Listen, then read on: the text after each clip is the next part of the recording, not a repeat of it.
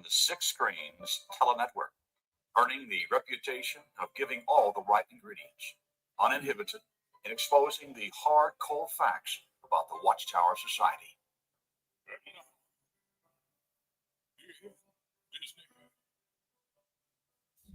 Well, hello, everyone, and welcome into Six Screens tonight. I really appreciate your presence. Got a lot of people coming in, and we're really glad over that. Let me just make a correction here on Facebook. We're trying to get Facebook on with us. So, all right, so we're going to get Facebook on with us, which we're still trying to do. And, well, for some reason, just give us a second. I'll get right to you here. Just got to see if we can't, because the people on Facebook, if we can't get them on, I'm getting a view on Facebook. Okay, well, let's go with this. Continue on Facebook. Okay. All right, so let's go back to our news. So that should put us on Facebook now. We'll see what happens. Sometimes you just, when you're doing technical stuff like this, all kinds of things jump in the way. So we'll make one more attempt to get this on Facebook. Let me just scroll down here a little bit and see if we can't get this up and running. Edit. Go to Facebook. All right. No. All right. All right, we'll just have to let go. No Facebook tonight, folks, but if you're trying to get in, you'll see it on YouTube. Well, anyways, my name's Rick Farron. I'm coming to you from the apostate capital of the world, right up here in Boston, Massachusetts. And what a thrill it is to have everyone coming in. We've been doing this now for 20 years. And, we're not giving up now. We're going full speed ahead. Many things are happening in the Watchtower organization. We not only see younger ones coming out, we're seeing older ones coming out. And it's really amazing to me that this is all happening as we speak. It's just unbelievable to see all these people that are leaving the Watchtower. Well, like I say, this is the apostate capital of the world. And I must tell you with great encouragement that, the convention we had up here was really wonderful. We had many people come up, 350 people. They came here on August 1st, 2nd, 3rd, and what a great time we had up here in Boston. So I want to thank all those people that came up, and how nice it is to have met some of these people in person. Some of the people that call into this program every Saturday night. We got a real opportunity to be up front, shake hands, rub elbows, and meet people that are of the same kind. How wonderful that was.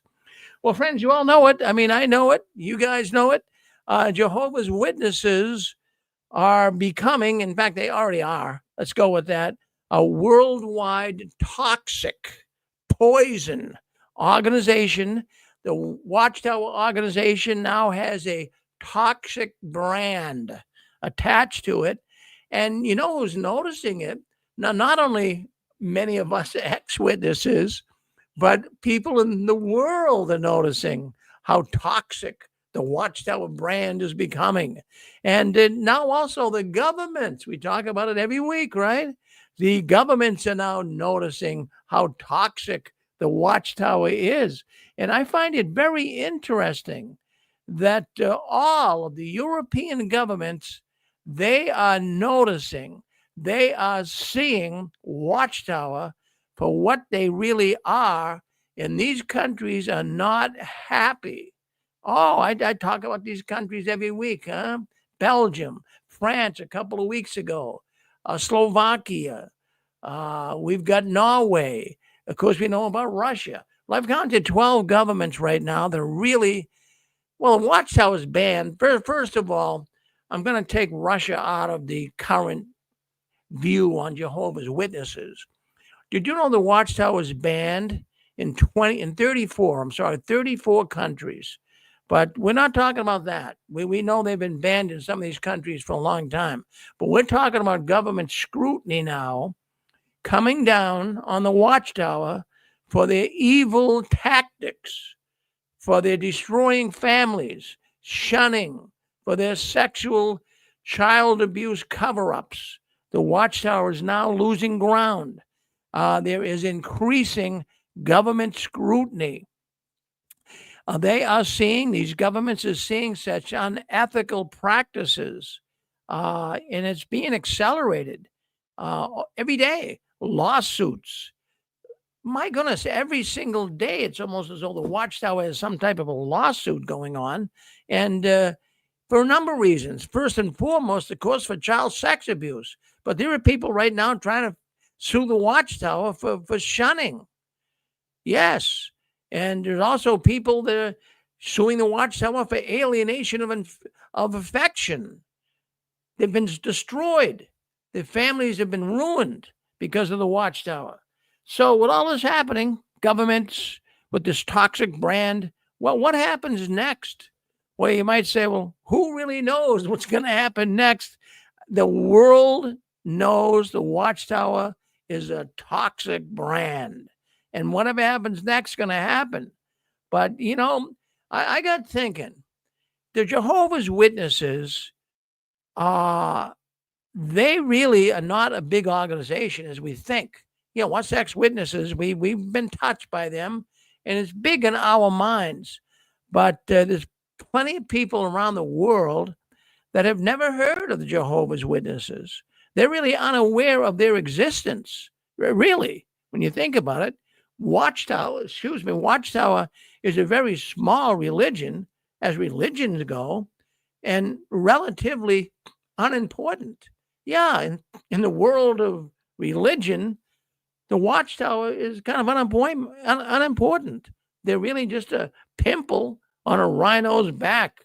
Now, the people in the Watchtower right now, loyal Jehovah's Witnesses going to the Kingdom Hall, going to the conventions and the assemblies, they're not really marketing the Jehovah's Witness religion like you and I marketed it back in the 60s, 70s, 80s, and 90s. We really marketed it, made known that we were Jehovah's Witnesses. We were proud of it. We kept our badges on when we went out to dinner after the convention. We were told, leave your convention badges on.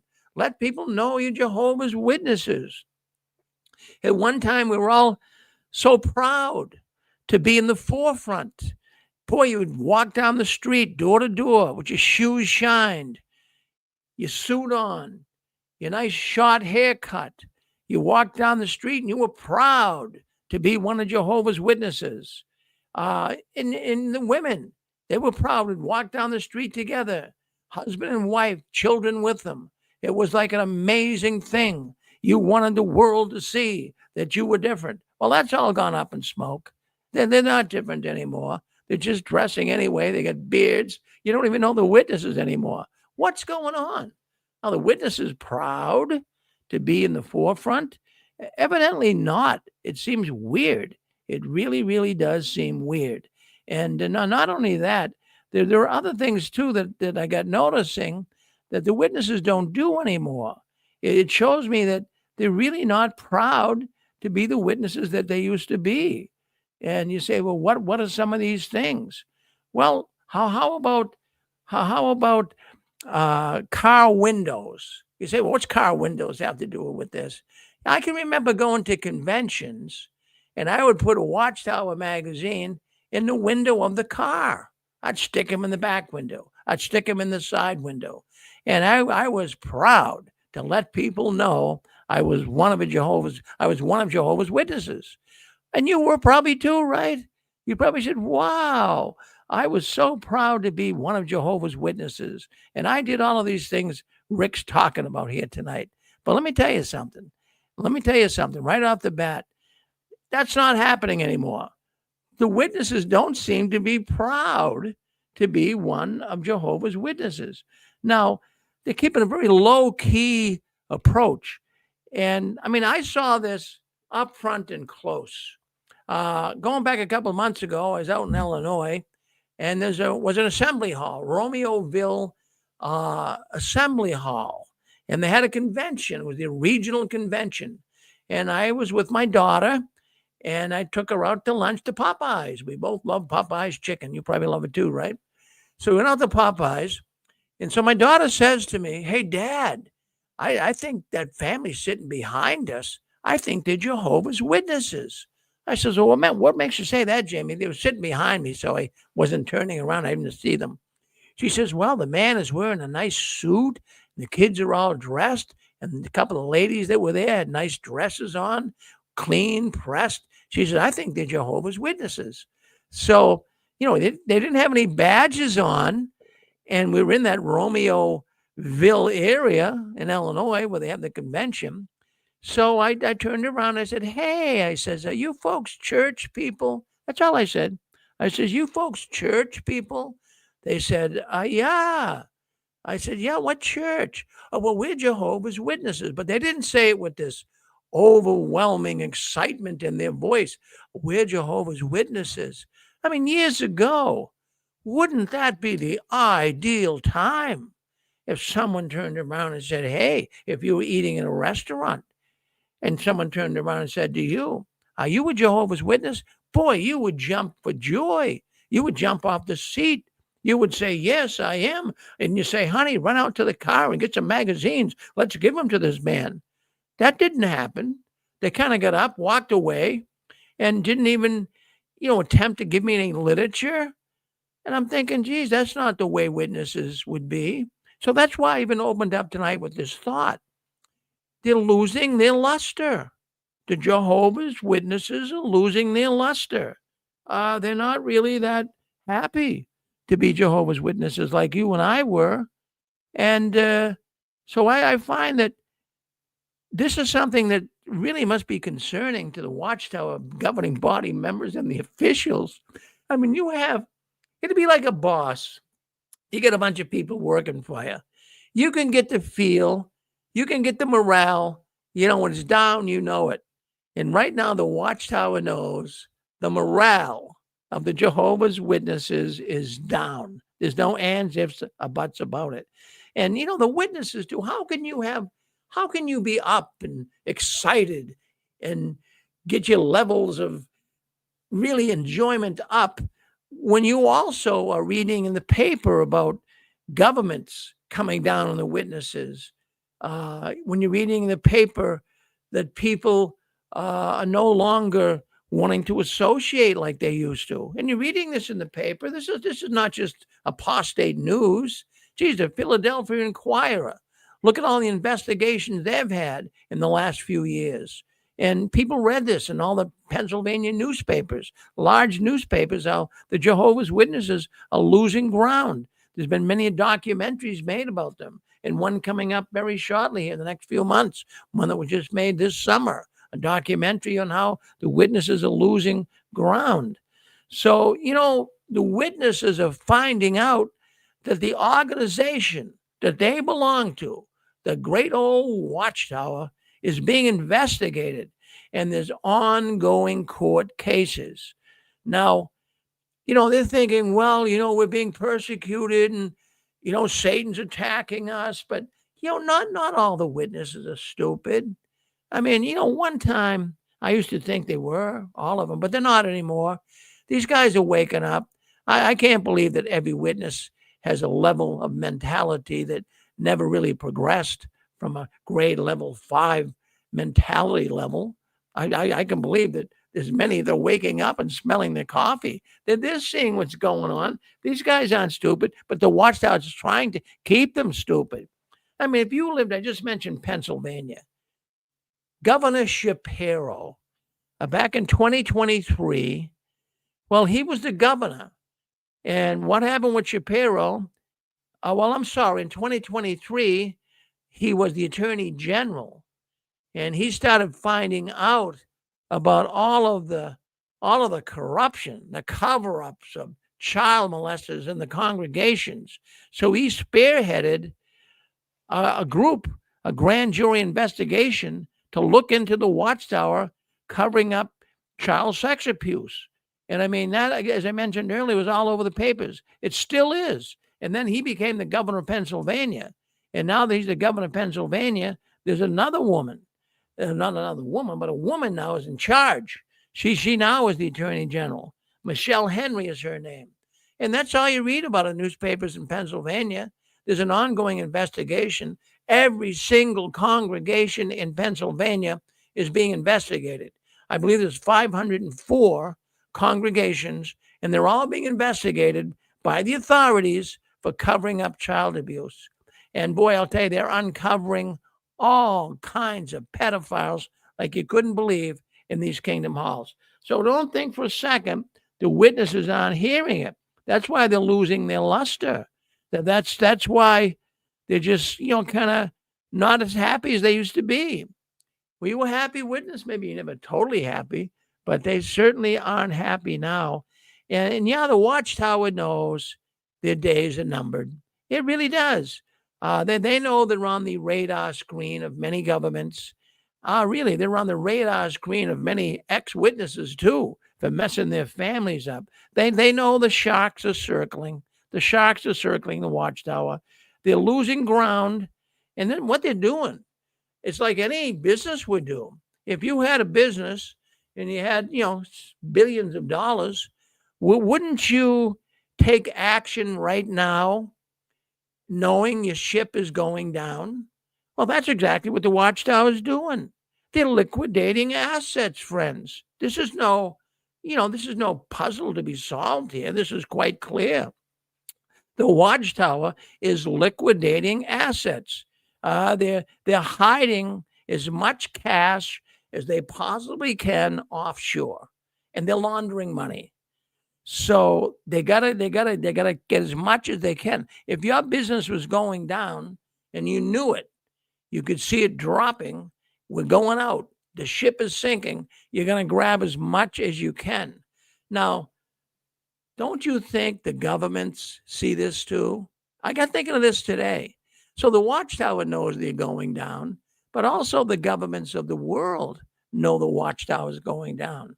So lawyers, the governments, politicians, they see it. These guys know how corrupt, how scandalous the Watchtower is. They see it going down. Now, what's the government going to do? I'm going to tell you, the government, they want their money. They're worse than the mafia. And I'm not trying to show any disrespect here for the mafia, but they're very much like the mafia, the governments. The governments really aren't your total friends. In some cases, they're your enemies, right? But the government sees the money. They see all this money laundering. They see the Watchtower's assets being shuffled all over the world. But they're not stupid. What do you think? They have people and they're very smart. They're going to track money. They're going to know what's going on with you. Seriously. And the governments like their money. They like to get paid. And so what the governments, I feel, they're gonna want to really dig deeper into all of this. They want to get some of this money Watchtower is trying to launder. And I know as a fact that that's exactly what's going on right now. I have been, watching all of this for the last 20 years. And I knew 20 years ago that the governments, the FBI, CIA, the Justice Department have been looking at the Watchtower for years, and they're getting ready to come down on them. They are. And I mean, it's starting over in Europe. And, at the very outset, I talked about all these nations that they've had enough. They have had enough. They're upset with the Jehovah's Witnesses. So these problems are being uncovered. Governments are finding out about the Watchtower. It's going to be like a snowball rolling down the hill, friends. It's going to get bigger and bigger and bigger. So actually, the Watchtower has been doing this. This has been building for a long time. I mean, I'm not telling you something here that maybe you haven't heard before, but it's coming to a head. Eventually, corruption, crime, scandalous behavior, eventually it comes to a head. It can't go on forever. Now, we know that the government knows what the Watchtower is doing. And that screams serious trouble for the Watchtower. And once this happens, they're going to see so many changes. We're already starting to see so many changes, but there's going to be changes like you never saw before. And the word is now getting out. We're seeing elders retiring. I've been bringing this up on the 6 screens for the last year. I've got people writing to me, giving me information that elders are dropping off like flies in Kingdom Halls. So, they're retiring. Now, a lot of them are still PMOs, just to put yourself in their position. So you're an elder, you're sick of the Watchtower, you're sick of their fraudulent and scandalous behavior, but your wife is a loyal witness, what do you do? I had one elder give me information there about a month ago. I told you folks here in the 6 screens that he mentioned to me that, he doesn't want to, he was the Watchtower study conductor and he didn't want to do it anymore. And he didn't know what to do. So he didn't want to tell his wife. He says, gee, if I tell my wife, she'll divorce me. My kids will hate me. Look at the position they're in. But don't you think for 1 second that there's many elders that don't want to participate in this game anymore. Did you want to say something, Donald?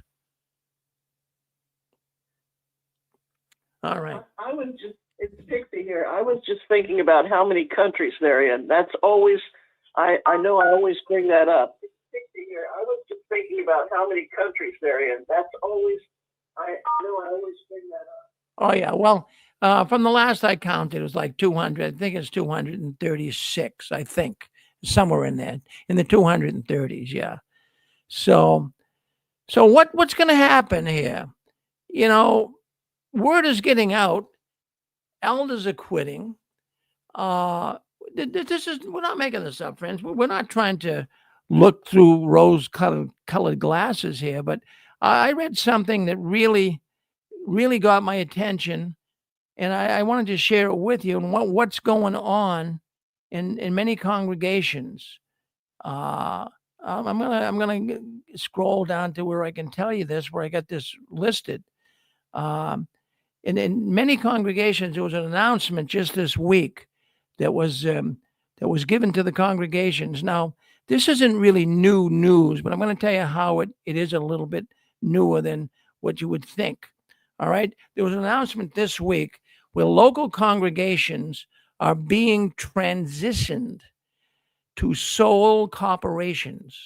The Watchtower is making announcements that the congregations of Jehovah's Witnesses will now become, this is the local congregations, will now become a local corporation. Now, let me just clarify this. I know some of you folks are saying, Rick, that's been going on for years. I mean, that's nothing new. That's been going on for years. Well, let me just give you a little rundown on when this all started. Yeah, this has been going on since the year 2020. It was in October of 2020, and you guys might even remember this. I mean, we're talking 5 years ago. But what happened in 2020 is the Watchtower decided that they were going to set up a new corporation that would just handle the local kingdom halls. And they called it the Christian Corporation of Jehovah's Witnesses. And they gave it a new title. Now, how they structured this and the reason for structuring it and having this new corporation was so they claimed at the time so the governing body could spend more time on their spiritual food and dispensing it in this Christian Congregation of Jehovah's Witnesses, Inc. They came up with this nonprofit incorporated organization in the Watchtower back in 2020, and they called it the Christian Congregation of Jehovah's Witnesses. And what their function was to try to get all of the congregations around the world to become corporations, not owned by the people. Now, there still are some congregations, even here in America, that are still owned by the local people, the local Jehovah's Witnesses. They're on the deed. But the Watchtower now is making a concerted effort to turn all of the kingdom halls over, those that are still owned locally, to turn them over to a corporation. Now, they get what they do. Now, this is what they do. And we're going to talk a little bit about this because it's going to be very, very, I'm going to tell you what, it could create a lot of problems for elders. And there's many congregations that already have a board of trustees.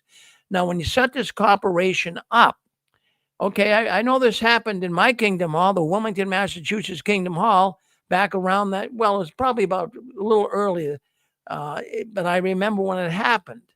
They started talking about it, making resolutions that they wanted to make it a corporation, and they wanted to have the elders in the congregation be the trustees of this corporation. And of course, it was voted in. They vote on things. We pass a resolution. They voted it. So what this did is it took the ownership of all those local people, including myself, that gave money to the Kingdom Hall in good faith that it would be owned locally for the people. But the Watchtower took control of it. They own the corporation. They have it written in such a way that they now own the corporation. It's no longer owned by the people in the Kingdom Hall locally. So the reason why I even bring this up is if you go into AI and just punch in there, when did the organization begin an effort to make local Kingdom Halls corporations? And you'll see in the year 2020. Now, that's an amazing thing. And not only that, but it's creating some real problems for many Jehovah's Witness elders. And let me tell you why it would. When you become a trustee of a corporation, you are on the hook. If anything goes wrong, you're on the hook. The Watchtower is not on the hook. The Watchtower is not named in the corporation. The local elders are. So, if there's ever a lawsuit against a congregation, and then there will be. Look, I just mentioned in Pennsylvania, they're investigating 500 Kingdom Halls. So this is why the organization wants to wash their hands of this. Let's make them all corporations and let's do it fast. So in the last week or so, they've been announcing this in some congregations. Let's make it a corporation. And they're voting on it. And of course, they're going along with it. But like I say, this is not really new news.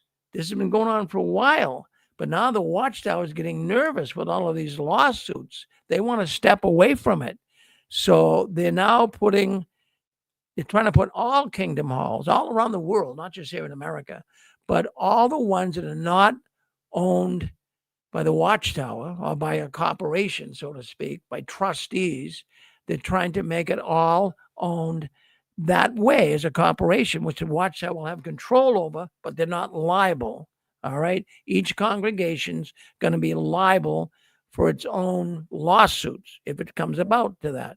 So what we have here, just to wrap it up, there's a lot of legal jeopardy that these elders are putting themselves in by signing as a trustee. Now, let me tell you, I did some research on this. There was a lawsuit that was filed in New Zealand against the organization. And also they came down heavy, including the trustees of some of these local congregations that were set up as corporations. Now, this could be serious business. So if you're a trustee and you're an elder listening to this program tonight, this could be really serious. You could lose your house. You could lose everything you ever worked for. And let me tell you another thing here to think about. When the Watchtower pulls these fast deals, they get the elders together in a meeting, and they never take into consideration the elder's spouse. They never take into consideration the elder's spouse. She has no idea that her husband is signing to be a trustee in the congregation. And this is not fair. If these people are married, the Watchtower, they always say how great they are on marriages. Pixie, could you listen? We gotta get you guys to kind of mute yourself. When I open the phones, you guys can speak up. All right. So I don't know who's got their phones open, but if you could just mute yourself when I say open up, we can do it. I just want to get through this newscast. So what we have here is we have spouses, that is women, sisters, married to elders. The elders are saying, yeah, I'll be a trustee. They should share that with their wife. They could lose their house. They could lose everything they ever worked for. So, this man-made organization, they basically enforce the idea that, okay, some of you elders are going to step forward and do this. They make the rules. This man-made organization talks these elders into doing it. That the wives have no idea. And the organization doesn't really care about you as an elder. They don't care about your spouse. They don't care if you lose your house. They want you to put your complete trust in the Watchtower organization. And do you think they really have the best interest of heart for these people? Do you really think they care about these people? Uh, they'll throw you under the bus in a heartbeat. And that's what they're doing. They're putting you in a very vulnerable position. And if you don't think this is all true, go to a lawyer and ask them. Make sure you know what you're signing. It isn't worth losing your house, your savings over this. And, I'm serious. It could create unbelievable, liable possibilities for you. You could be right on the hook. It's horrible. But you know what some of the elders are thinking? They might even be listening to this program tonight. So they're thinking, well, Rick, Jehovah will protect us. Don't worry about that. If it ever gets to that point, Jehovah will protect us. That's baloney. Jehovah doesn't protect you in areas like that. And let me tell you another thing. Here's another thing. I'm not picking on the witnesses. You never could get educated. So you had to take menial jobs. Dick was talking about Borg in his last program. You had to take menial jobs. And some of these jobs, that's the only job you could do because you weren't educated. So you're not really aware of what goes on in the real world. They never got educated on the finer points of business law. So what do you expect? Give me the paper, I'll sign it. Don't go signing it. Make sure you know what you're signing before you do this. So how are they gonna know if they've never really been educated to what this could mean? Hey, elders, listen to me. You could go to jail. If they find out that the local congregation was covering up child abuse, and even if it wasn't you, even if you were just you knew it was happening, but you kind of went along with it, but you weren't the perpetrator, you weren't the pervert doing this, you could go to jail for covering it up, not the Watchtower, you. So you can see what the Watchtower is doing here is another sly trick up their sleeve. So, I'll tell you, it's the more I study all of this stuff, I'm correct on the legal part of that. And the thing is, let's say you had Brother Smith and Brother Jones. John Smith, if he signs that paper and he's not incorporated as John Smith in all capital letters, they can sue his assets and every other part of it. You're correct. Yeah. Yeah, well, I know myself. I'm a business person. I've been a corporation. I've been an LLC, and it's the guy that would be responsible is the guy that signs the paperwork. So I sign the paperwork. I'm on the hook. So it's the same thing in this. You sign that paperwork, you're on the hook. Any suits come against you. It wouldn't even have to be as serious a crime as involving minors. It could be like, if your county says, well, you owe on parking for this church building or something. It could be something minor and they could still really fine you big. Oh yeah. No, it could be a lot of different things. It doesn't always have to be related to child abuse.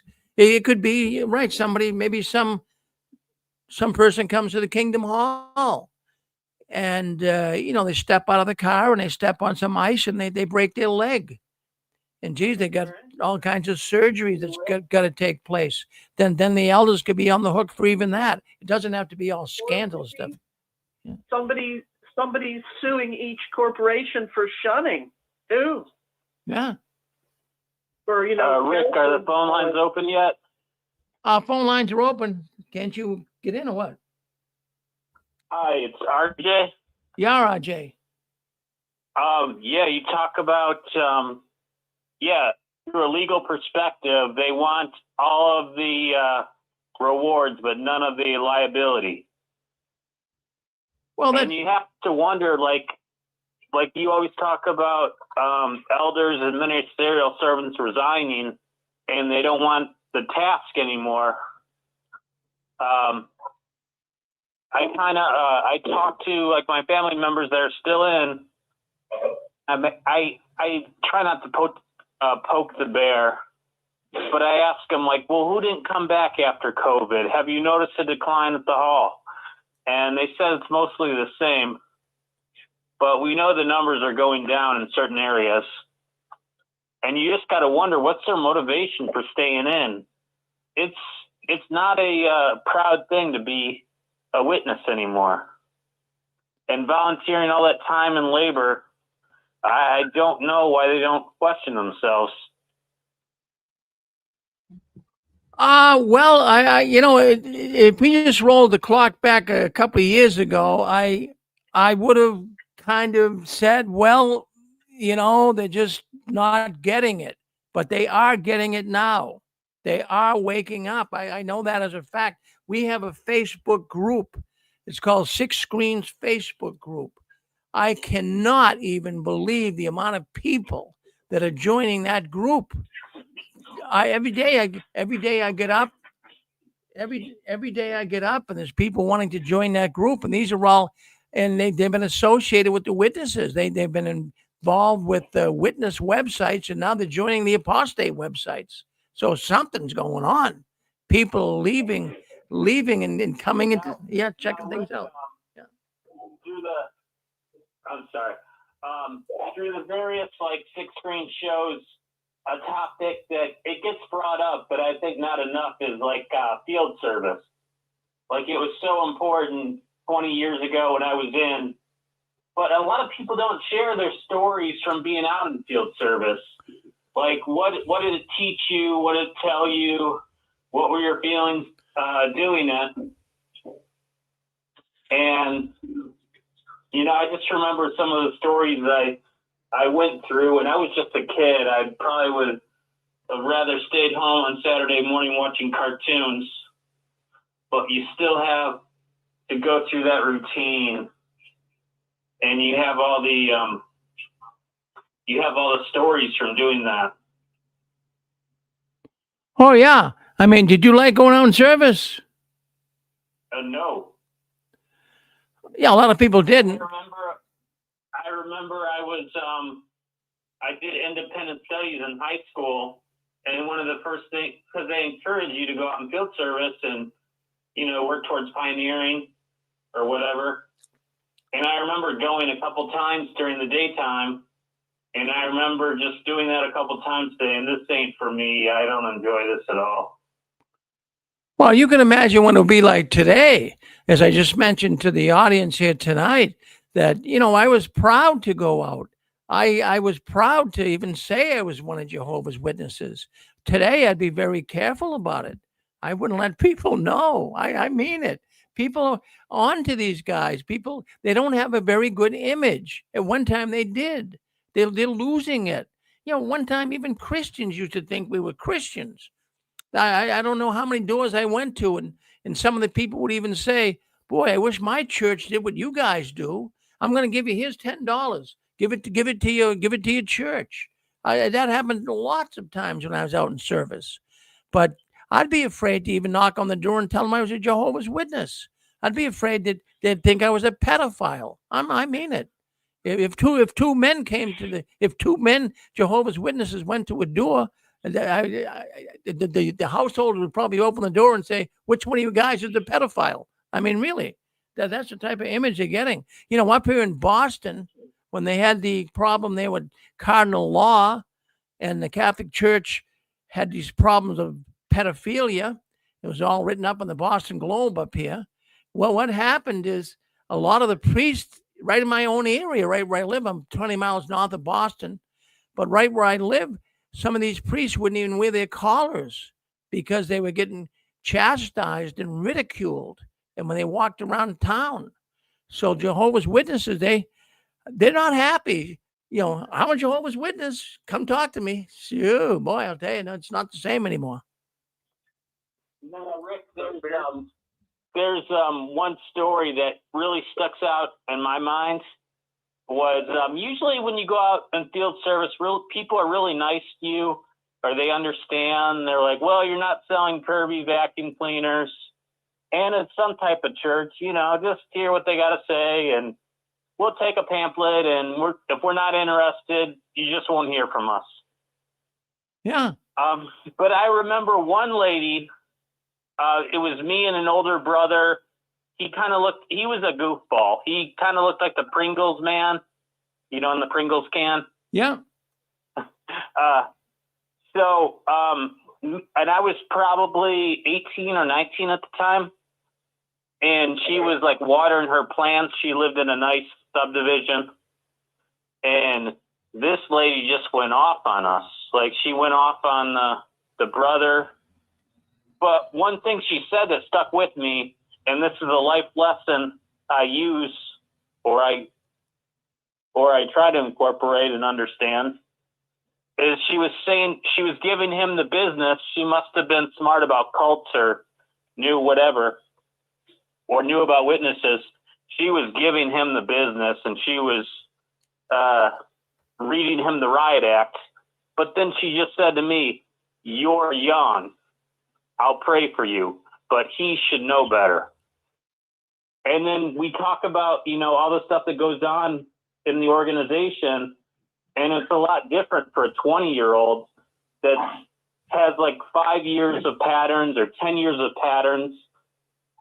Some of these brothers and sisters, they see like 60 years of patterns, and they're not waking up. Yeah, no, they're not. Hey, let's move on. We get a few other people on the line. I want to get them in here, but geez, I appreciate you calling in. And you're right. They're not waking up. They should be. They got to wake up and smell the coffee. Go ahead. You're on with us. Let's go to three. Yeah, three. Well, let's go to 312 first. 312. Go ahead, Chicago. Hey, this is Stephen. I'll be extremely brief. I just wanted to say you're so right about Watchtower. There was a video where a former ministerial servant was on his way to be appointed elder, but he turned it down, and he became a financial advisor, a financial investigator. And he started poking into Watchtower, and he said that Watchtower maintains in excess of 1,000 corporations. And that fits right in with what you just said about turning individual corporations. And so you just have to ask the question, why would a religion need in excess of 1,000 corporations worldwide in order to operate? And then also going to your point of how Watchtower is going to throw these elders under the bus after they have them sign documents that they don't even know what they're signing. They don't know the ramifications of it. They don't understand it from a legal standpoint at all. And that's that case right there in Illinois, in Crystal Lake. And I know you are familiar with Illinois. And those elders listened to the legal department, didn't call the police or anything about CSA. And when everything went to trial, they were subpoenaed. They had to go. They were arrested, and they were found guilty. Unfortunately, they didn't get jail time. They got community service. The point is, they were found guilty for listening exactly what the legal department told them to do. And the legal department's response was, well, give others advice. It's up to them as to whether they're going to take it or not. So the point is, You're breaking up on us, Stefan. Yeah, you're breaking up, but okay. All right, we got most of it. We got most of it. Well, thank you. Thank you for chiming in. All right, let's go to. Not only that, though, I mean, all these corporations that they Well, yeah. put together, they make up in their mind. Hold on, Donald. Yeah, you're breaking up. Donald, hold on. You're breaking up too. Are you? I want to make sure it's not my line here. Go ahead, Donald. No, hold on. No, hold on. We got phone problems here. Would somebody else speak up here? I just want to make sure. Pixie, you want to just speak up if you would. hello? Hi, this is All right. Okay. It was there. No, it's not. Okay. Go ahead, Apostle. Good. Well, it was their lines. Go ahead, Apostle. So Baby. Yeah. you're trying to check to see if they're cutting out? Huh? I heard that. Yeah, am I still cutting out, Rick? Oh, you're right. You're all right. Okay. Well, wait a minute. My sound engineer here, my beautiful wife, she says that she heard him. So it might have been on my phone line here. But go ahead. We can. All right. So, okay. So she heard him. All right. All right. So it must have been on my line here. I got a bunch of computers and phones going in here. But let's go. Yeah, what I was Yeah. Go ahead, Donald. what I was saying, Rick, was I think the reason why they develop all these corporations, it seems like they come up with these out of their head for some reason, and they've got so many of these LLCs going on that I think what they're doing, they're burying themselves underneath all these shells so that the governments can't go after them. I really think that the more shells they go underneath, the harder it is for governments to go after them, because all they have to do, I think, is just say, well, one of these shells did it. It's not us, it's them, whatever. So they're trying to push the blame off of themselves, and trying to put it on these other things. That's what I think they're doing. That's why I think they have so many organizations underneath their one title of Jehovah's Witnesses. Well, you can just imagine. I mean, imagine being an accountant for the IRS, an accountant for the Justice Department. How could you possibly? Well, it's this corporation. It wasn't us. It was them. My goodness, you'd be chasing them all over the place. Unreal. But that's they're making up a trail that is almost impossible to follow. Oh yeah, That's part of it. Donald, there's a show on YouTube, and you can just listen to it. The visuals aren't that great. It's called The Corporation. And I think it's a 2-part podcast. I think there's a 25th anniversary redo of it, and it's called The Corporation, and it's very, very useful and very easy to understand. Oh, wow.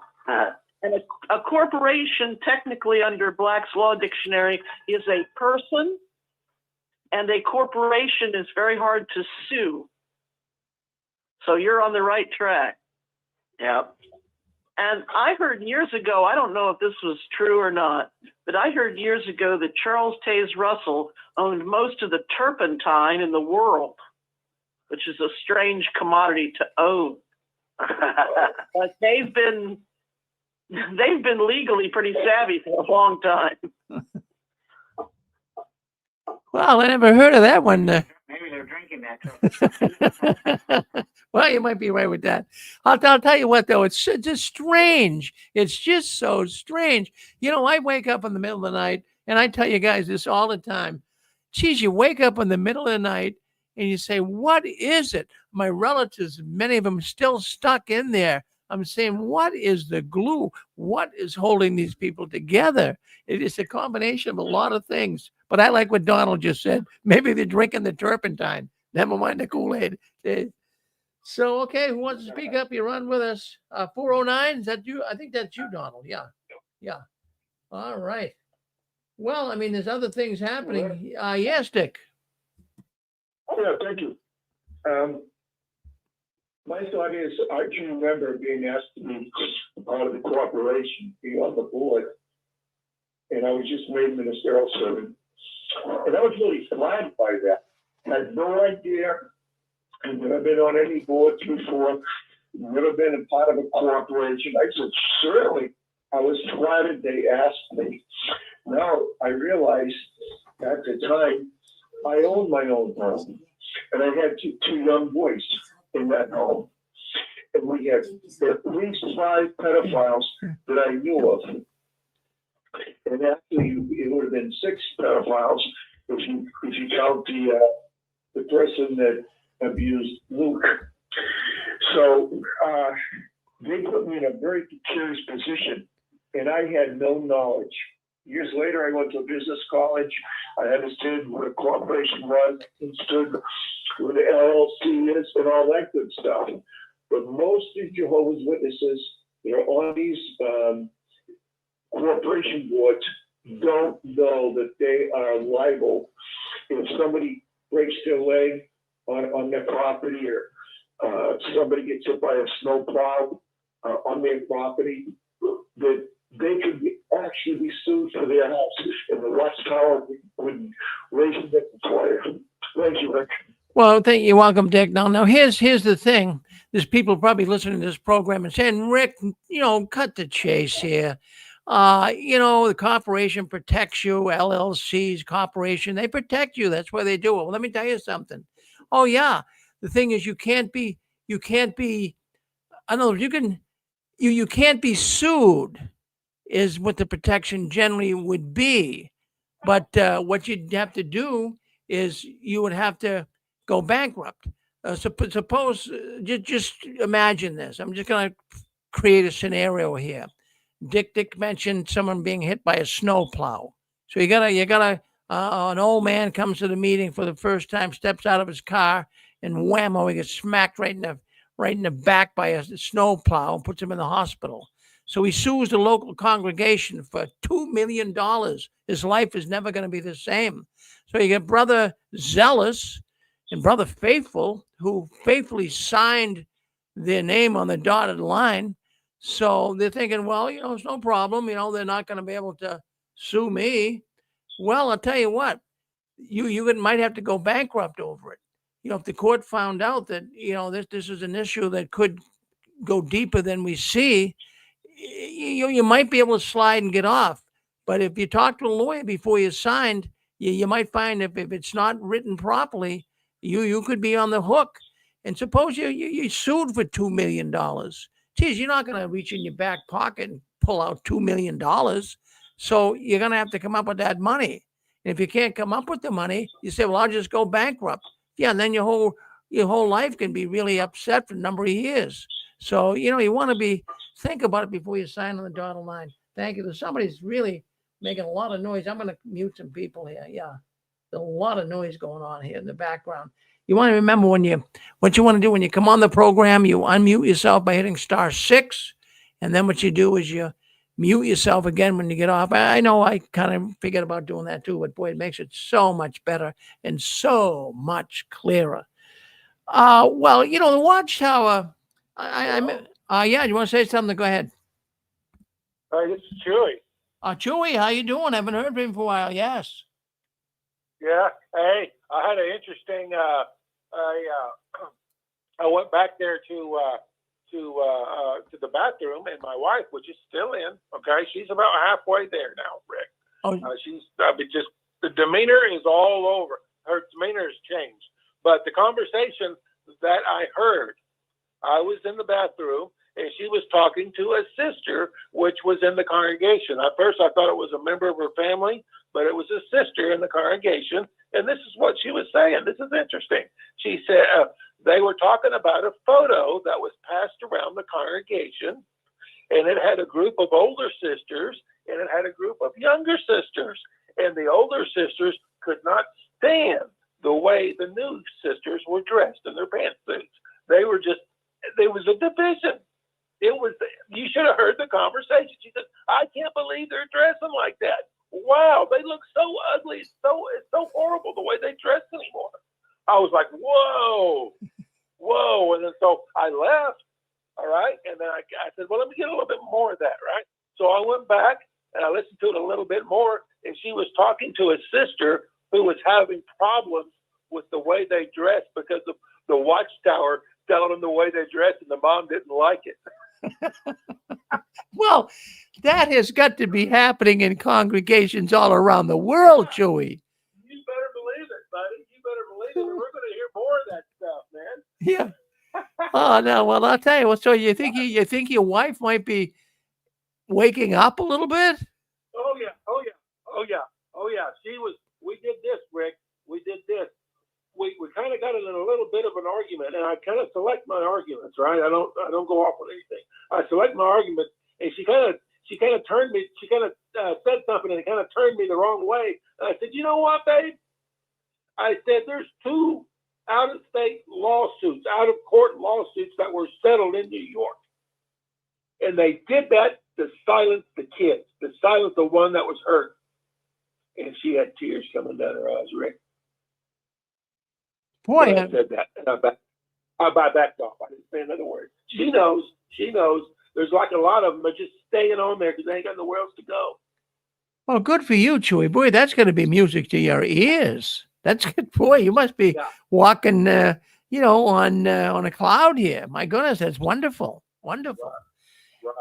So anyway, but I talked with you. Let me share this. I got 2 other experiences that I had because I work in Home Depot. I don't work for Home Depot. I work in Home Depot as a promoter. Okay, so I see people. I have that job for about 2 or 3 months, and I see witnesses come into Home Depot, right? And so there was one, and he knows my position. He knows it. And we were kind of sizing one another up because I posted stuff on Facebook. They know my position. So I told him, he comes over there and he says, hello, so-and-so, Chewy. Have you ever thought about coming back to the truth? And I went, oh my goodness, he turned me the wrong way. And I said, I do keep up with the literature. By the way, have you read the November 1st, paragraph 7 in the first sentence, where it says that some people may be depressed or discouraged because the end hasn't come yet, but they have not, and they've come to the realization that it may not come in their lifetime. He was shaking his head. He says, you didn't get that out of the Watchtower. You got that off somebody. And he couldn't even say it. An erroneous website is what he said. And I said, no, I got it out of the Watchtower, and you got to study it on a Sunday coming up. I said, it's going to be in paragraph 7. Well, and he was shaking his head, Rick. He was shaking his head trying to get out of the store. oh, good for you, Chewy. No, in fact, we talked about that November issue, and it does say that in there. And we talked about that, and about a month ago. Geez, people, we had an ex-Bethelite call up here. He says, you got to be kidding me. They actually said that? I says, yep. And, all of these people that put their life on hold, Chewy, didn't further their career, didn't want to really buy a house or have children because the Armageddon was coming right around the corner. And now they're telling people, well, it's not going to come in your lifetime. So get used to it. What a terrible thing to say. I got one more experience now. It's going to go the opposite way. All right, we want to hear it. Yep. Okay. There was one the next day, an elder came in. He's still an elder. He is from New Mexico. He used to live here. He's been out there for about 4 years. He bought a house when he went out there. So now he's got a mortgage payment, right? So now he comes in there to handle some legal stuff back here where he's from. I have no idea what that is. All right. I have an idea, but I'm not sure. But anyway, so he comes back, and so he starts talking to me. And he says, oh, so you still go to the meetings? And I said, well, I keep up with the literature. The same thing. I talked about the November 1st. And I said, you know what? And this is my go-to phrase, Rick. This is my go-to phrase because they know me. And they know my mom because she was raised in it. I was born she came in the 60s, so they know her. So I said, you know what? When I showed back up at my mom's house in 2013, my wife and I to take care of her, I found 3 pieces of literature. One of them said 1914, one of them said 1925, and the other one said 1975. And I said, the 75 has my dad's signature by it. I said, it's all verifiable in your own congregation if you go there. They don't say anything. And I get that out because I can get that out in about 20 seconds. He called me back, Rick. He called me back from New Mexico. When he got back into New Mexico, he called me back and he said, where did you say that was? And I said, it's in the November 1st. He already had the iPad out. He already had it up. He just didn't see it. And I pointed it out to him. He couldn't get through the sentence before he silenced. He said, and it may not come in our life. Boom. He didn't like what he read. He didn't like it at all.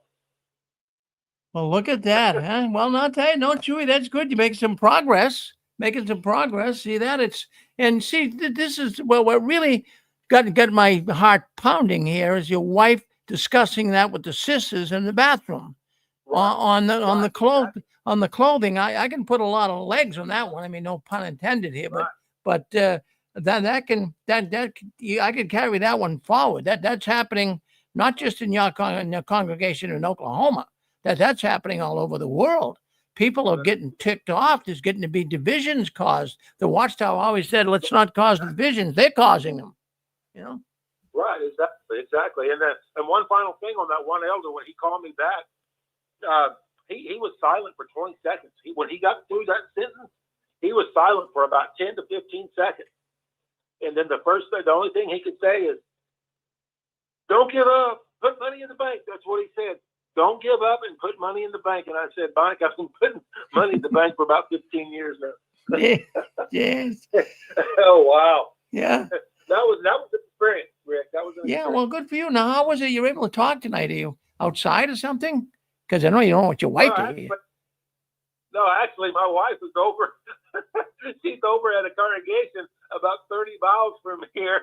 Her and another sister. I didn't know they were over there, but they have a remodel going over in a congregation about 30 miles from here, and they have to be out there till 10 o'clock watching the material. Two sisters.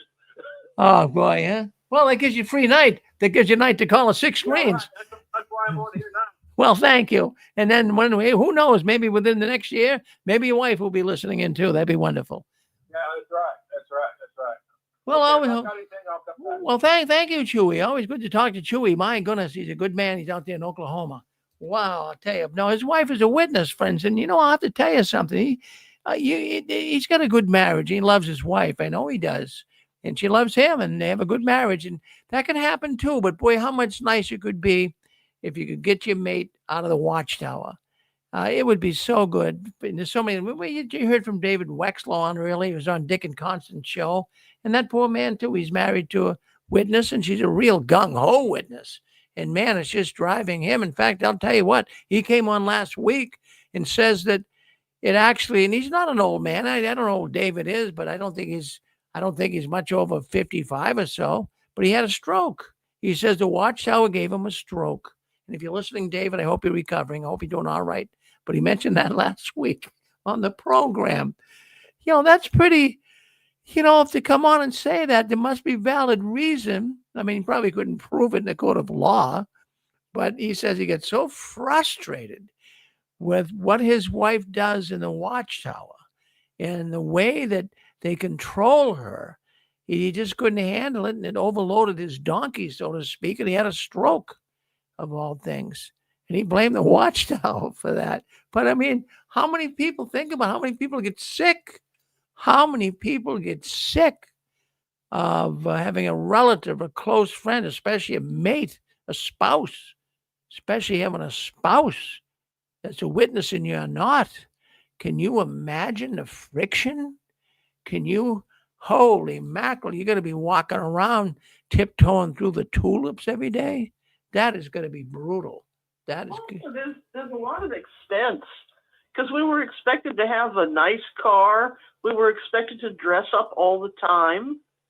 The Methodists, the Baptists, and even the Roman Catholics have had ladies with tasteful slacks for some time now, about 4 decades.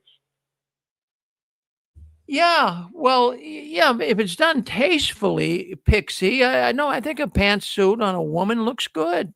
I always thought that. Some slacks and a sweater and a coat and a nice Italian scarf. I see what they wear when I watch what's going on in Rome. Yeah. And if you meet the Pope, you're supposed to wear a dress, but the rest of the country and the rest of the planet, they're not doing high-heeled stockings and dresses that much. And I love that look, but that's expensive now. Well, the average dress is about $100. Well, look at Donald Trump's wife, Melania. Is that her name, Melania? Beautiful. Yeah, Beautiful, but that costs. It costs to dress like that. And the thrift stores are so picked over now because people are reselling. People are going in, and if it's wool or cotton, they're taking it and reselling it online. I know. So if the sisters want to get something that's, let's say, $8 or even $15 at a thrift now, the thrift prices have gone up. It really makes economic sense that they can wear slacks and a sweater, because you're there really to commune with your creator. You're not there for a fashion show.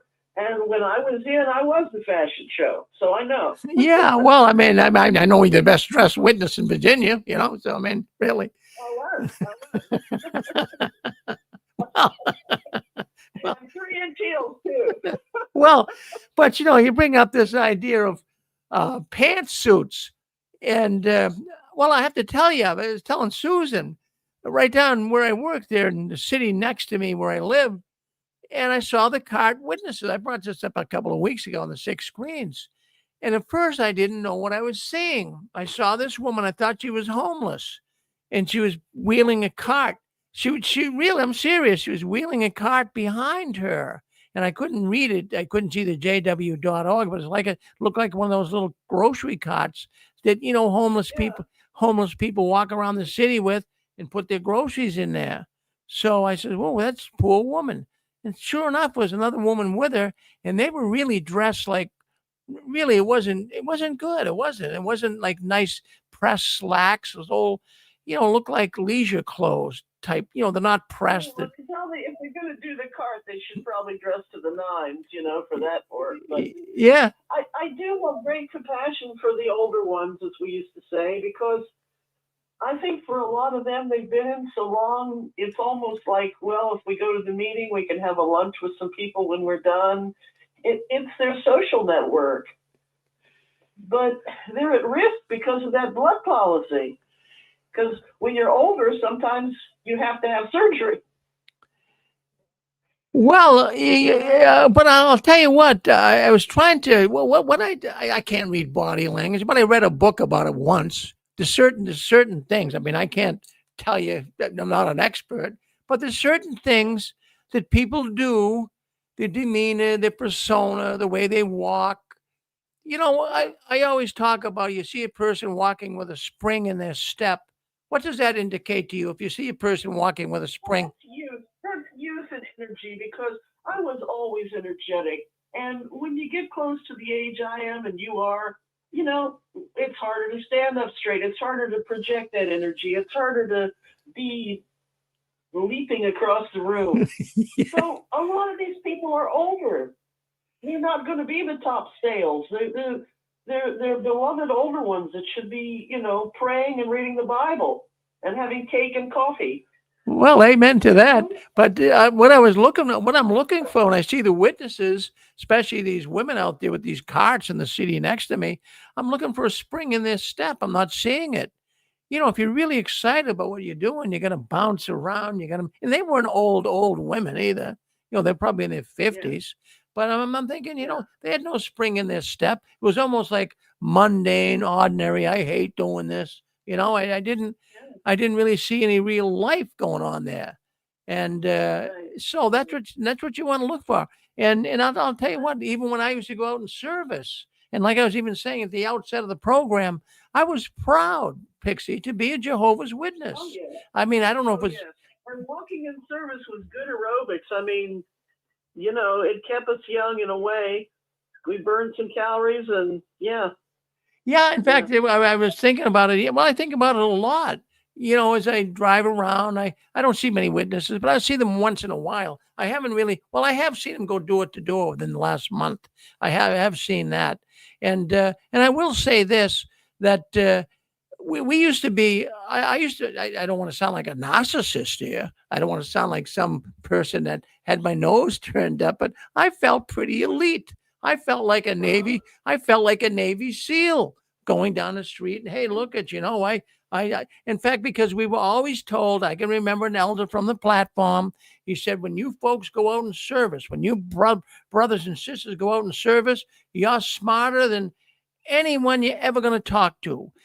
You know more about God and the Bible than theologians, scholars, pastors. So don't you be afraid. You knock on that door. So, when you hear stuff like that, I mean, it's what Hitler used to tell the SS men, right? You are the cream of the crop. So the Watchtower pulls the same stuff. So we used to walk around. The Bible says we're ambassadors for Christ. We used to really dress like we meant it. And to paint a picture for our radio audience, the gentlemen had the ties and the white shirts and the ladies had the heels and the hairdos. We were dressed. Yeah. And I'll tell you. Yeah, go ahead. Someone wants to talk to you, Pixie. Go ahead, sir. You're on with us. There you go. You want to say hello to Pixie? All right. But no, we really did. But at the outset of the program here tonight, I was saying how they don't have that. Like I was saying, I went to the convention. I can remember. Missionary zeal. Yeah, well, I can remember even driving. Missionary zeal. Yeah, we were really zealous. I was saying even I would go to the conventions and I would paste Watchtower magazines on my car window, and as I'm driving down the street, hoping somebody would stop me or ask me, "Where you going?" I'm going to the convention. Come on along with me. Yeah. Are you Rick? Yes. Hey, one other comment. I forgot about this one. And the guy out of South America's got a live stream. He noticed this. But you talk about the distinction, the older ones dressing, the way they used to, or the way they used to in the old days, and then the other ones, like I mentioned before, on the January 1st Watchtower. Look at the cover. He picked it out. The older, I don't know whether this is intentional. I don't know, but the older ones are all dressed up in ties and shirts and dresses. The younger ones have no ties, their beards, and they have pants on.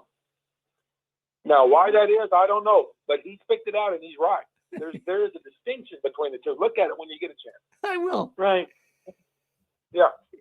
You got me laughing, Chewy, when you said beards. I saw a little thing today on YouTube, a little cartoon, and it showed a bunch of brothers in front of a Kingdom Hall. It was like a cartoon characters. They were all standing in front of the Kingdom Hall, and they all had beards, and it was a big jug there, and it said on the jug, beard oil. And they're all taking the oil and putting it on their beards. But so it really got me laughing, because it is. And then when I was even getting ready, we got a new program coming up in a couple of weeks all about the governing body, but I've been doing some research on them, and even all the governing body and the officials of the Watchtower with beards. I was even thinking just 2 days ago, I'm saying, these guys, even though they're allowing it, geez, why are they flaunting it? They should still be clean shaven. Really. They really should be, in my estimation. Maybe it's not what everyone thinks. I think it should be the choice. Some men, it's an improvement, and for others, it's not. Yeah. And if you're going to have a beard, it's got to be kempt. You got that one right. You know? What is more? Next week is Halloween. Are we going to tell Witness Demon Under the Bed alligator stories? Because, we might all have one. Well, someone wrote me, in fact, said, Rick, why don't you have a Halloween show? We should definitely have Witness Demon stories. Yeah, in fact. And how many alligators it takes to get to the convention in the Amazon. I'll tell you, that's a good idea. We will. We'll do when is Halloween? Is it it's this week, right? What is it from? Next Saturday. Oh, it's next Saturday night. Fine. We'll do a Halloween. I don't celebrate Halloween. We'll have a Halloween show. Yeah. Witness Demon stories. Yeah. And how many alligators did it take you to get to the convention? Did you have to crawl through the Amazon? Let's do that next week. If you folks listening in, come up with some of your horror stories. Hey, I came across something. I'll play it next week because I got a video I'll play later. But I came across a video today. Susan and I were laughing like crazy. So someone posted up on Facebook, all these Halloween animatronics they're putting out in front of their houses. They're all moving, and witches, brewing up most potions and what have you. But it's unbelievable. Frankenstein, they move and they could scare you. So what they were showing is, these Ring doorbells, what was happening, people would put candy out for the kids to come by, and the animals, the raccoons and the all of the different the fox and the possums and even bear were coming by, and they would they'd get the candy, and then that crazy animatronic witch or whatever was on the porch would scare the living daylights out of them, and the dogs and the animals. It's so funny to see that. But next week we'll play some videos like that. We'll have fun. We'll have a party here. We'll have a Halloween. We'll give away some prizes. Yeah. You know why witnesses don't like Halloween? Why? They don't want strangers coming to their door. Well, that's true. I know that's exactly right. But I'll tell you, that's a good idea, because we can. And I'll tell you what. Next week I'm going to do this. I'm going to get some really nice prizes. For people who come up with the best demon stories. Come up with a good demon story. Well, I'll give a nice prize out. Yeah, I'll give a nice prize. So maybe I should dress up like a witness sister and hand out tracts with the candy. Well, I'll tell you what though. There are. That sounds pretty cool. A couple years ago on Halloween, a person called in and said they were going out. Now that they're not a witness, they can go out. They were going out as witnesses. Yeah, with the book bags and dressed. Yeah.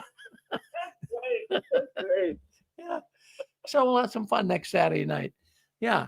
Yeah. Okay. All right. So let's see what else is going on here. Let's see. I want to talk about this.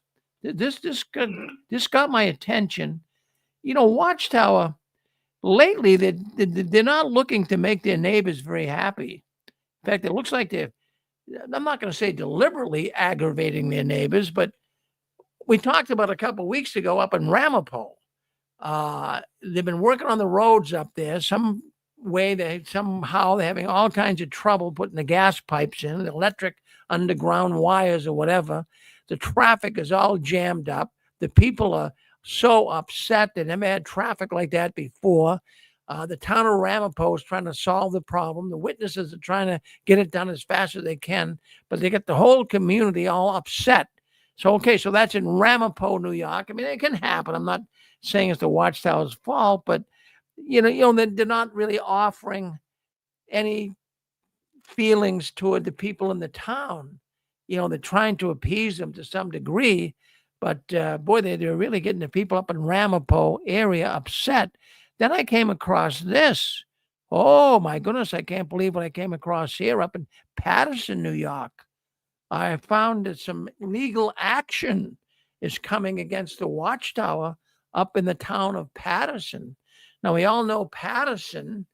Well, that is their educational center. I'm going to say there's big trouble up in that little paradise. Let me tell you that. And I'll tell you why. Now, I don't know if you guys know it or not. And maybe you went there. Maybe some listening to this program that have gone to the Paterson Hotel. There's a hotel on the grounds of Paterson, the educational center for the Watchtower. There's a hotel there, and you can go there, and you have to pay now. They're not going to give you a free night. You got to pay for the hotel room, and maybe you can visit Paterson and the surrounding areas. But the Watchtower runs that hotel, and to my knowledge, you have to be one of Jehovah's Witnesses to even go to the hotel. And I remember I had a sister in the Kingdom Hall I used to go to. She went there, and she said, I guess you have to make your own bed or bring your own sheets or something like that. I forget what it was all about, but she said, she was there. So now I read about this in the news as I was going through some information here about the witnesses, and they're in trouble. They're in trouble up in the town of Paterson. And the reason why they're in trouble is when they first bought the land up there. And you know what it's like when you buy land and you want to build something on it, a building, you have to go through the building department. So when they first bought the land up in Paterson years ago, they just bought it before they even put the educational center up. They put a hotel there. Now, it doesn't say why, but I'm just thinking out loud. Okay, you're going to build Paterson. It's a big complex, going to take time. Let's build a hotel. It's a scenic area up in New York. So you build a hotel. We can have our workers stay here. And then what we'll do in time, they told the town they were going to sell the hotel off to private company. Just make it like a Motel 6 or a Hampton Inn or something. So, but they never did that for years. And they were paying taxes on it because that was the original deal. Look, we're just going to temporarily have this hotel, but, we're going to sell it off. And so, we'll pay the taxes. They wanted to get in good with the officials. So they said, we'll pay the taxes. So this has been going on for years, and the hotel was never sold off to a private hotel chain. So the Watchtower was thinking, now, well, wait a minute. We've been paying taxes all these years. So they go knocking on the assessor's office up there in Paterson saying, geez, we'd like to not pay taxes anymore. We want to be tax exempt. So the assessors goes, well, wait a minute. This deal with the deal is still a deal. You were supposed to sell this off. You never did. And that's why the taxpayers even let you get this thing going in the first place, because that was only going to be temporary. You were going to sell this off. And then the people in Paterson could get taxes from this hotel company. So, I don't know how the Watchtower is going to make out up there, but wouldn't you think you just let a sleeping dog lie? I mean, is the Watchtower in trouble financially? I don't see it. I mean, they got billions. Well, what are they worried about? For goodness sake, what's probably, $25,000 a year to the Watchtower? What, do they want to upset the neighbors? I would have let a sleeping dog lie. Now they got all the neighbors upset. They got the building office all set. Now, what happens if they want to build more on Paterson? Someone's not thinking here. Someone's not controlling the rudders of the ship. What if they want to build more buildings? If you're going to get the building department upset, I know what happens when you do that. They get angry with you. They will deny permits. They'll drag their feet. Well, maybe they got laws if you have a hotel. Like if they had a dormitory there, and then people that were witnesses visited and stayed at the dormitory and had a contribution, that'd be one thing. But the fact that they set it up as a hotel, maybe it's a different legal thing. Yeah, well, that's what they set up when they originally got the permit to build it. The town's concerned if you're gonna have someone come in and build something. The town is looking also. Hey, this could be good for us. We can make we need tax money. That's what this is all about. But what happened is, so they told the town, don't worry about it. It'll be fine. We're going to sell it off. They never did. And when you let a sleeping dog lie, now they're going to the town, and they're saying that we want to be tax exempt. We're a religion, and now the town pulls out the original permit and says, "Oh, wait a minute! It says in here that you want to." Yeah, you're supposed to be a hotel. You never did it. So I don't know. Sometimes I talk about control demolition. I mean, is the Watchtower trying to put themselves out of business? I mean, are they? The Watchtower has always thought they could skirt the law, even in many of their talks to us. From the time I was young, I noticed this, that they,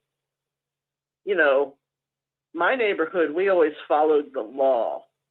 And we were taught civics and, even like in high school and stuff.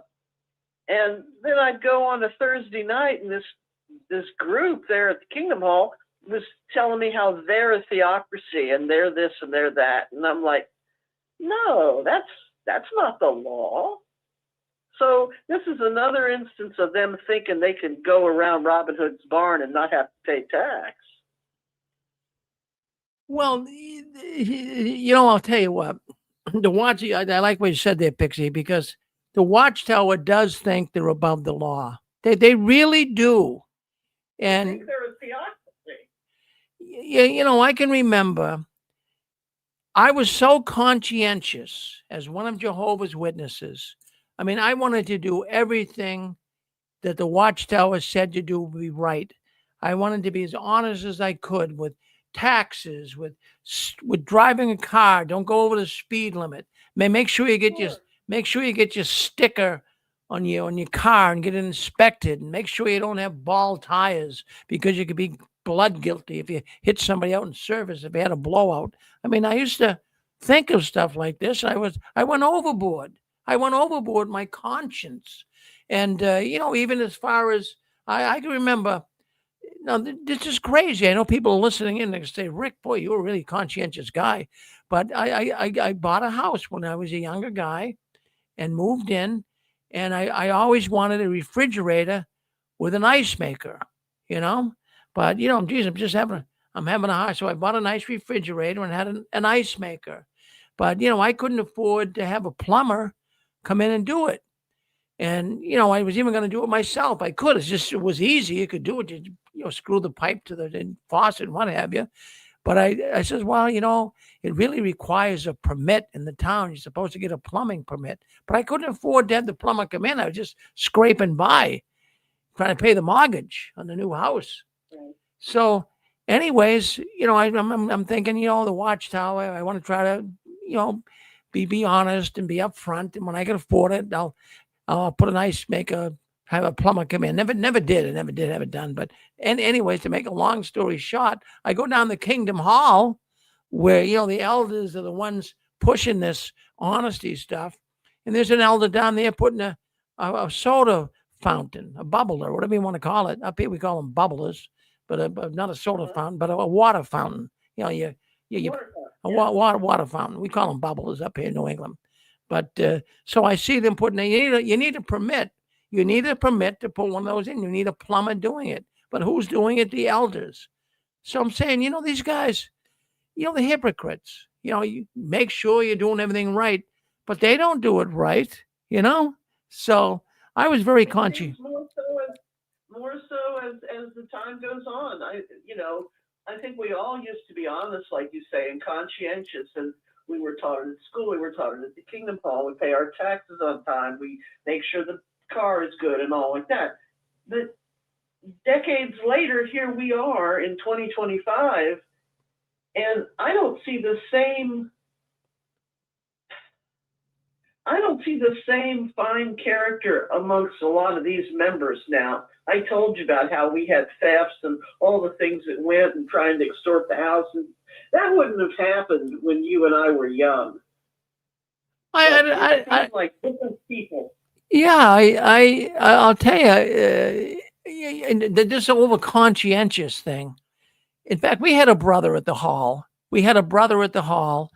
I used to call him the Register of Motor Vehicles at the Kingdom Hall. He actually, from what I heard, he would go out and he'd walk around the parking lot to find inspection stickers that, weren't renewed. And, that, jeez. So that was like, this is, the Watchtower has to be in your face with everything, But I'll tell you what, I was too overconscious. And when I left the Watchtower, Pixie, I took my conscience out to lunch and shot it because you don't. Boston must be like Virginia. These original 13 colonies, we got to have stickers on everything. I relate to your car sticker story very much. Some people listening may not have to have that. Well, I like what they're doing up in New Hampshire now. Now, we bought in New Hampshire. I'm here in Massachusetts, but New Hampshire is just about 10 miles from where I live. But they just did away. Now, New Hampshire, if you see their license plates, it's the live free or die state. And that's it. That's what they're known of. And it's on their license plate. So what they did is, evidently, the people in New Hampshire didn't want to have stickers put on their car. So they did away with it. Now, I don't know if that's a good thing or not. I mean, you want to... Virginia, they got stickers for everything. They tax you to spit here, and they've done so since 1749. Oh, yeah, it's unreal. So anyways, I'm sure a lot of people out there had terrible conscience too in the Watchtower, but it's nice to be free. And I'll tell you what, I got a studio. In fact, it's just about ready now. I'm in my house, so I have a studio in my house, but where I work, I got a building where my business is, and I put a studio there. And it's there's a window where people can look in off the sidewalk, and I'm right in, like a lot of people walk by. It's in the city, and also I got a beautiful. What do you see? You'll see in the next couple of weeks here. I think I'm going to start doing these JW World News brief for ex-witnesses. It's no more than 5 minutes long. Because I'll tell you, sometimes people can. Our program here tonight can last a couple hours, but it's hard for people. Put this on YouTube. They're gonna TikTok. They're gonna be on TikTok, YouTube. Yeah, we're putting this all together now, and so it's gonna no more than 5 minutes. Going to bring you right up to date. At least 2 or 3 broadcasts a week on what's going on behind the curtains. But what a beautiful backdrop I've got, and I asked AI to design it for me. Artificial intelligence. And I told him, I said to AI, what I'd like to have is I would like a man and a woman. I would like the man dressed up in a suit. He's a Jehovah's Witness. And then I want the lady dressed up with a dress. And I want them standing on top of the earth. And I want chains wrapped around them, and they'd be broken apart. I put this into an AI art platform that I have, and it takes a few minutes to develop it, so it puts this all together, and I can't believe how beautiful it looks. So you're gonna see that. Oh yeah, it looks good. It looks really good. So it's gonna get attention. So we're gonna give the news, and then it's a good way just to a lot of people don't have time to listen for 2-3 hours. Programs last week. Still going to do the Saturday night programs, but it's a good way to introduce people to our 6 screens, elaborating on Saturday night, where we can all, because on Saturday night, this is more than just an audience. Pixie, this is a community. The same people come in, and I certainly appreciate it, and they listen in.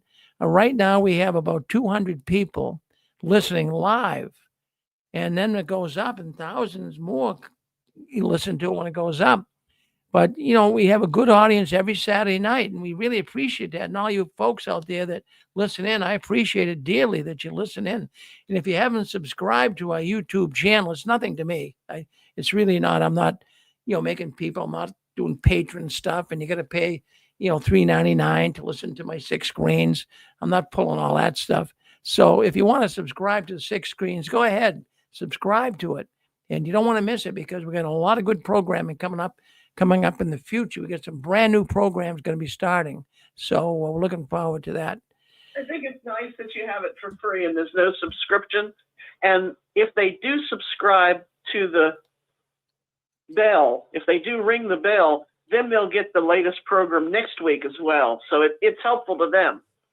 Oh, yeah. And what I did here, didn't even monetize it. People saying, Rick, monetize your program, for goodness sakes. I've had people say it right on the air here.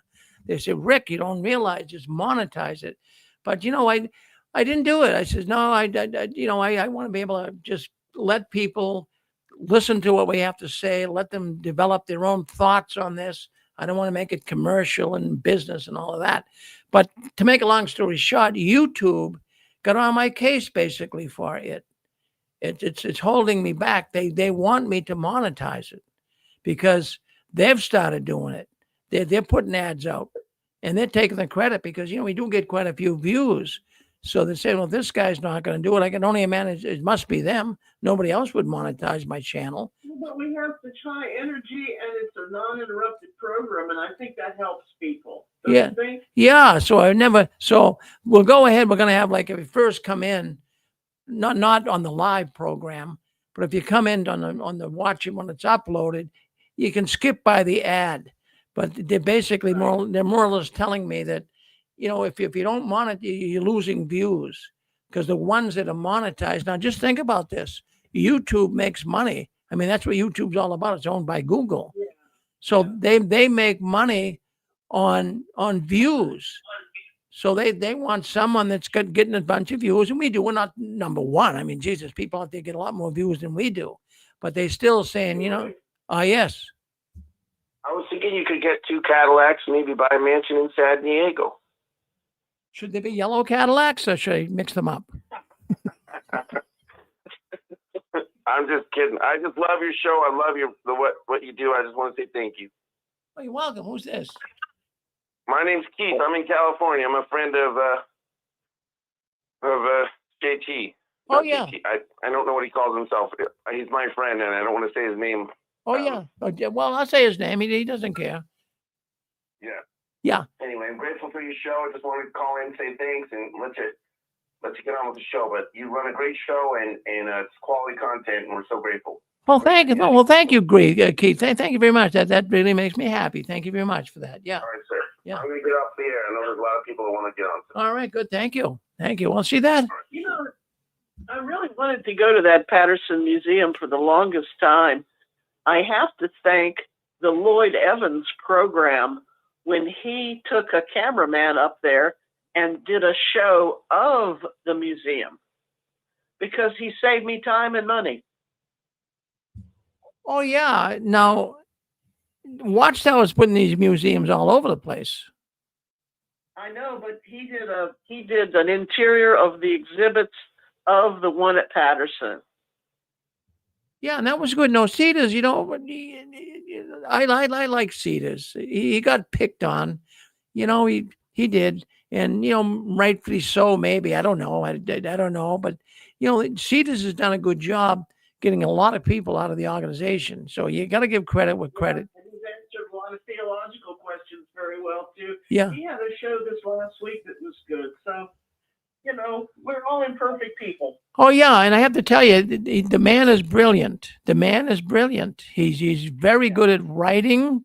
He's a good conversationalist. No, I've had him on the show. I've had him on the show before when he first started. And well, what it is, it's a lot of people. He didn't want to come on again because he gets chastised. You know, he comes on and gets beat up. So I didn't want to go through that again, you know? Yeah. So it was good. I know. There's a book that's free. Barbara Harrison's book, Visions of Glory, is online for free. Is that right? Because she put it in her will to have it for free. And I read it when it was purchased by my library, but it's called Visions of Glory by Barbara Harrison. She was in the writing department. Yeah, well, I'll tell you what. I mean, she probably has a lot of good information in that book. She's a, It was quite the book. It was right up there with Crisis of Conscience in terms of the things it was saying and all. yeah. She was an insider. Well, I'll tell you another good thing is going to happen very shortly. I've been in touch with the movie company. They did the movie up here in Boston, and I talked to the producer, and he mentioned to me they're getting the movie. They're trying to get it out by the first of the year. They're not sure. They're shooting for Netflix. It could happen. They're going to have it on a number of different streaming platforms. But I was in touch with the producer, and I felt really good. He said, we had such a good time up there in Boston. He said he says some of the footage we got of the convention and what was going on up there. He says it was so lively. He says it's going to really add to the movie. So I'm dying, Pixie, for the movie to come out. I really am. If Netflix streamlines it, that's fantastic. Yeah. That's such a big distribution. Oh my goodness, a lot of witnesses would probably see it. But you know what the biggest show is right now on Netflix? Millions. In fact, I think they had already 200 million views on the Netflix streaming. The biggest show right now is called Cape Cod Demon Hunters. No, I don't know if it's. I don't. Yeah, that's on Netflix right now. So, I don't pay for streaming services, and I would probably love that because it has little houses. Yeah. Can I comment on that? Yeah, go ahead. Yeah. Can I comment on that? Yeah. Yeah. So I watch It's K-pop. K-P-O-P, Demon Hunter. Oh, I'm sorry, Aaron. I thought it was Cape Cod. Cape Hop? Yeah, tell us about it.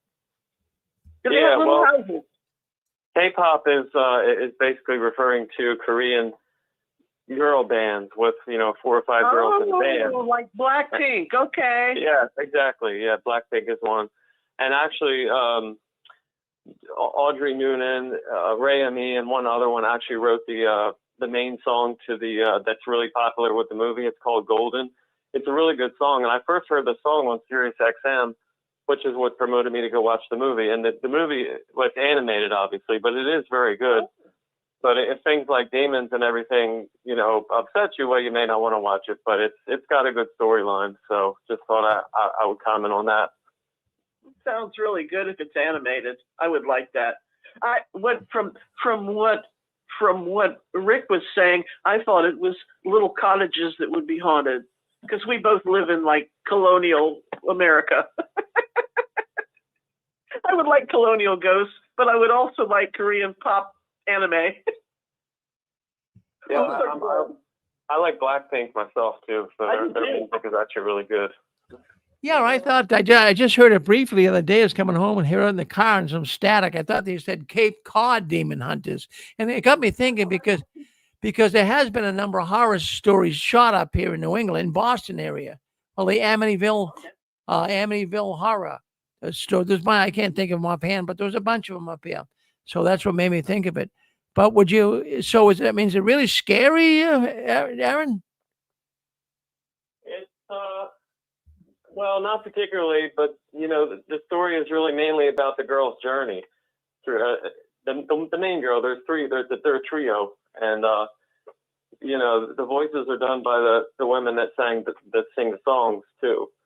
And so yeah, you just follow their journey throughout the movie. But the main girl, the one with the purple hair, I forget her name, is they basically sing songs, and the songs kind of quelch the demons.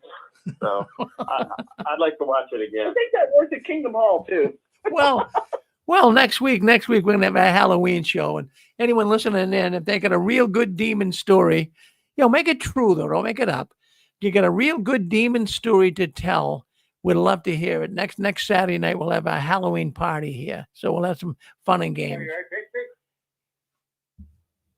Fix it. Yeah.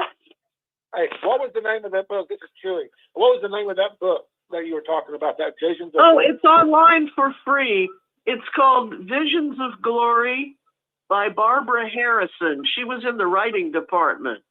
Okay, Barbara who? Harrison? Harrison. Okay, all right. And it's called Visions of Glory. There should be a free PDF of it.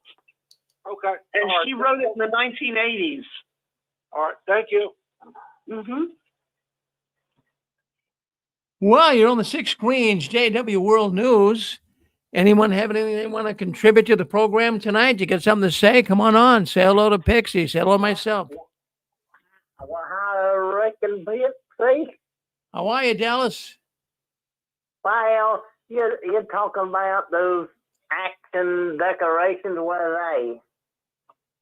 they? Decorations? What do you mean by that? Those them figures that are at Halloween. Oh, Halloween? Well, They're live and They have them for sale at Home Depot. You know, if you went into a department store and they have a mannequin that would wear a lady's dress or a gentleman's suit, well, what they have now, they have like moving mannequins for Halloween. And there was one last year that looked like a voodoo black man with Papa Legba from New Orleans, and he had a hobo hat, and he was genuinely scary, and he cost about $500, and he was for sale at Home Depot, and when you got him home, his eyes glowed and he moved. And he's life size, okay? So this is a trend for people to have these in front of their house. And you might want to put one in front of a branch office, Bethel, or even a Kingdom Hale or Family Hale. yeah. That's scary. It's scary to have that. Like those, but a leadership or ones like that, not the ordinary followers. And or use a scarecrow. Use it. It's a moving from each end. Scarecrow. They're electric. I don't know how much battery power they use. Probably a lot. The old-fashioned way with a. Do you know how big a bull moose is, Dallas? What is it? Do you know how big a bull moose is? I'll paint a visual picture for you. Okay. If you were, I don't know how tall you are, but if you were to stretch your arms to the ceiling, you might be able to pet the velvet nose of a bull moose. That's how tall they are. So that's why it was a real danger for Susan and Rick in the car, because they're much, much bigger than a buck deer. I knew that moose were big. I knew that. Huge. And they could run fast, too. They're prehistoric. They go back to cave times like a mammoth. You know, they're huge. They're fast runners, too. Yeah. And the old-fashioned way, it would have been a rope at each end on a scarecrow, and then you would have yanked on each end, and that's how it would show up in front of, usually at a tree. But I think elk, you can eat elk. Elk is delicious. I'm talking about a scarecrow that's what would have been used, and a rope at each end, and then you would have yanked on each end, and then it would have showed up in front of the guard shack at Bethel or in front of places like that. Those places of worship just. Well, I'll tell you, Dallas, I think you're probably giving people ideas here tonight. You know, if you start seeing crows on a rope and bull moose in front of a Kingdom Hall or a witch, you can blame Dallas here tonight, right, Dallas? Thank you. Well, thank you, Dallas. But we don't want to do it to just the innocent rank and file. We want to spare them. Oh, yeah. Well, you're giving people ideas. Well, Dallas, always good to hear from you, buddy. Thank you for dialing in tonight and being with us. Well, my honor to be here. Well, thank you very much. Thank you. Well, I got a video I want you to see, Dallas. I want to play it. I came across this. In fact, what I'm going to start doing here on the 6 screens, I'm going to have a video of the week and also a picture of the week. So I got a video of the week and I got a picture of the week. Now, this one here is Brother Loesch singing. I mean, did you know he was a singer? Well, I got a video here of Brother Loesch singing, so I'm going to share it with the audience. So let me just get this in here, and we'll put this up so you can see it. This is actually Brother Loesch singing. So let me get rid of this. Just trying to make it big. Maybe I can't make it too big here, but let's go with this. Let's start sharing this right now. 1 spoonful of honey with cinnamon Let's before do the ad bed first. equals Yeah. 0 memory collapse. The secret, the $1 billion You got to get through the ads here. Traditional knee braces don't fix cartilage Ads so that you can degeneration. see it. This one does. In 14 days, All right. Here's Brother Loesch singing.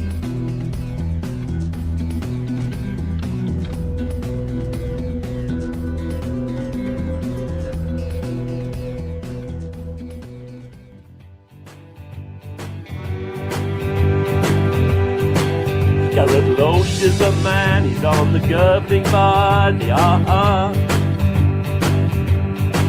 Garrett Loesch is a man and he's on the governing body, I don't mean to be bold, but ain't you a two-bit hustler? Well, he ain't no witch, and I love the way he teaches the truth. Garrett Loesch ain't no witch, and I love the way he teaches the truth.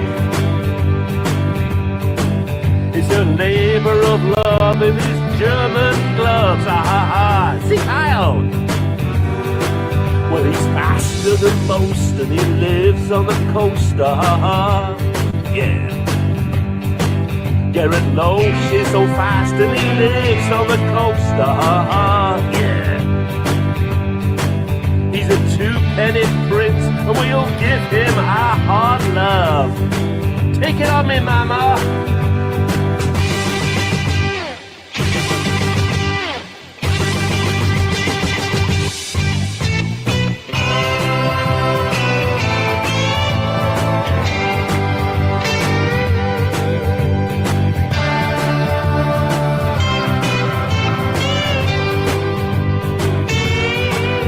Garrett Loesch ain't no witch, and I love the way he teaches the truth.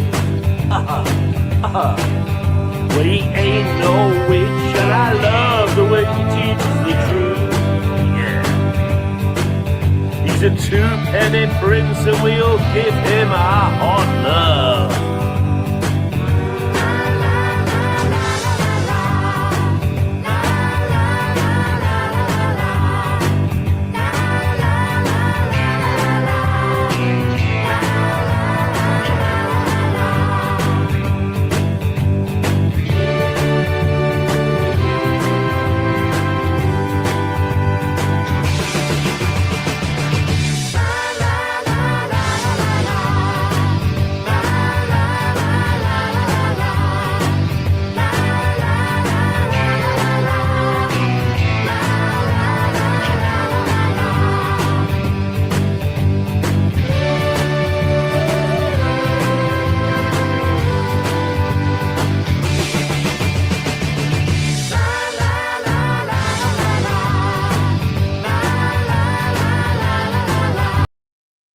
Well, you guys get the idea, right? Well, there you go. You get the idea. That's an amazing video. Some of the stuff they can do now with AI is just absolutely unreal. So we're going to do a video of the week every week. We're going to, yes. This is Zachary. Yes, Zachary. I have to tell you, that thing you just showed, one of the faces I recognized, I think it was my old presiding overseer. It's the guy in the center. Is that right? In the center a lot. Yeah. With the glasses on. Just put a mellow song. That's too funny. Well, it's a little bit of a shock to see him like that. Yeah. Well, I want to give credit to who did that video. It's the Christian Comedy Channel. I think this guy might have been an ex-witness, but the Christian Comedy Channel. Thank you. I'm going to try to get him on. He's got a bunch of, you check if you like that kind of stuff.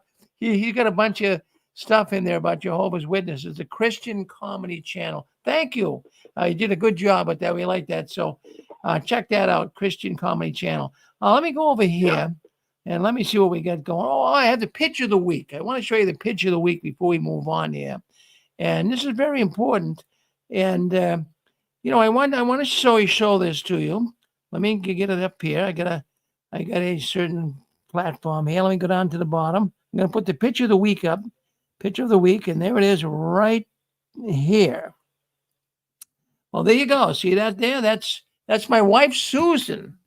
And she is out there at the Rosemont Cemetery in Pittsburgh, Pennsylvania. Well, that had to be years ago. She's in her 20s right there, of all things.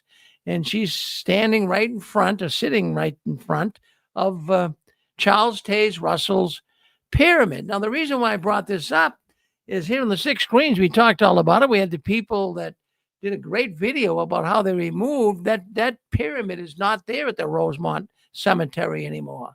But it was there for years. But the Watchtower figured it was kind of dilapidated, so they removed it conveniently. But they did it because people were really starting to find out the real historic connections with occultism, Egyptology, and Charles Taze Russell. So I wanted to bring that up. That's the picture of the week. Hey, Rick, Yeah. Rick, Yeah. that book in the center of it, I've been there too. That book in the center of it, I think that may be on several sides, but what we were told by the tour guide was that as the brethren died, as the anointed died, their names were to be etched into that book. Oh, is that right? I didn't know that. Yeah. Yeah. And I think if you find photos of that close up, you can see some names. But it didn't seem to go very long. I think when I counted the names, there might have only been about 15. It seems like, they had a project, they had a plan, but they didn't keep carrying it out. But the names were supposed to be etched in that when they died and went to heaven. Well, there's a real picture. I mean, for people that, deny their parents was there. It's not there now. You can't see it now. It's gone. But it was there. There's plenty of pictures taken. And so, that's not photoshopped either. That's the real deal. And what amazes me, too, is the Proclaimer's book. I mean, that's a whitewashed history of the Watchtower. And, it's so unbelievable that they showed the picture of Russell's grave. They showed his tombstone.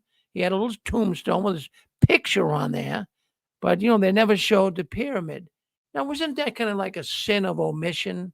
Why don't you show it all? But they know it raised too many questions. Did you know they took the Proclaimer's book? It was a big green hardcover, and it was Barbara Anderson. She wrote a big thing there, about 400 pages. Then they edited it down to about 100-page purple study book. Did you know that? I didn't know that, no. And it was a very nicely done, about 8.5 by 11, with a deep purple cover, and again, about 100 pages. And they did have the Christmas picture in there from the 1920s. But they gave the congregants just a smidgen of the Proclaimer's book to study. So they edited their PR even further. Well, I'll tell you, Pixie, there's a lot of, I'll tell you, I've been doing this for years. I haven't heard of that, but I'll tell you what, that's why we do the program here. We're always hearing something new. Thank you for sharing that. All right. Well, what we're going to do now is we'll get into the game. We have a game here. It's got the nickname, the Duck Game. Well, it's a long story, but we just call it the Duck Game. But it's a trivia game. It's a Watchtower trivia game. And what we do is we put you on the honor system. We let you answer a trivia question, and then you can get a point. For every question you answer, you get a point, but you have to be on the honor system. You have to keep score yourself. So what you do is I'm going to ask a question. And when I ask the question, I want those listening in on the audience tonight, at least on the telephone line, would like to take a shot at winning a prize. What you do is you shout out a number from 1 to 100. That way it's not as confusing for me. So you shout out, I'm number 6. They just say 6. Then I can hear these numbers. I just can't hear everyone all coming in at once. So shout out a number. And when I ask the question, wait till I say go, and then you can answer the question. So we're on the honor system. Now, Zach, we had a winner. Zach is like a champion here. He's very good at this game. And so he wins the money, but he donated it to Debbie. In fact, she got the money. She got the check. So that's good, Zach. She's very thankful of that. So we're all set. Rick, don't take anything away from me. I am now the 6 screens of Doug game world record holder. 48 points. Yeah. Well, Nadine was up there too. She was doing good. So we try to keep the questions. Sometimes they're hard questions. Like nobody was near 48. No. Well, we do have a. As long as it's not 47. But you know, it still was. I was being so hopeful. That's why I went to 48. Well, well, what? Thank you. So what will? I make a point of not playing, but I might get a bull moose and a goal. Yeah. So, anyways, what we got here. As long as it's not 47. That would be correct. I need to mute myself for a minute. Well, all right, we'll play the game, but don't answer. Well, let's ask the first question, okay? Let's ask the first question. Now, someone might know this, they might not. I'm going to give 2 points. I'm going to give 2 points if someone can answer this question. So let me go to the question. Let me get it up here first of all. I can get my breath back. All right. Here is the question. Okay. The question would be this: in the United States, can someone tell me what state are there most? In fact, I'm going to narrow it down. Can someone tell me what county in what state? You might not know the county, but maybe someone out there listening does. What county in the state has the most Jehovah's Witnesses in the country? Go. 17. 17. Let's go to Pasta Babe. So I'm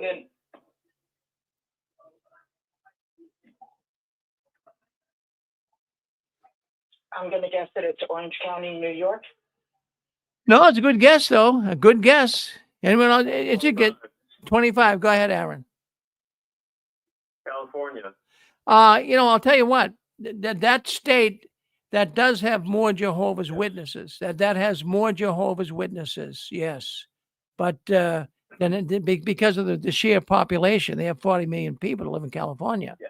So they do have it. But there's a place in well, it's Upton County. That county has more Jehovah's Witnesses. As a matter of fact, it has close to 10% of the population are Jehovah's Witnesses. Anyone want to take a guess where Upton County is? Go.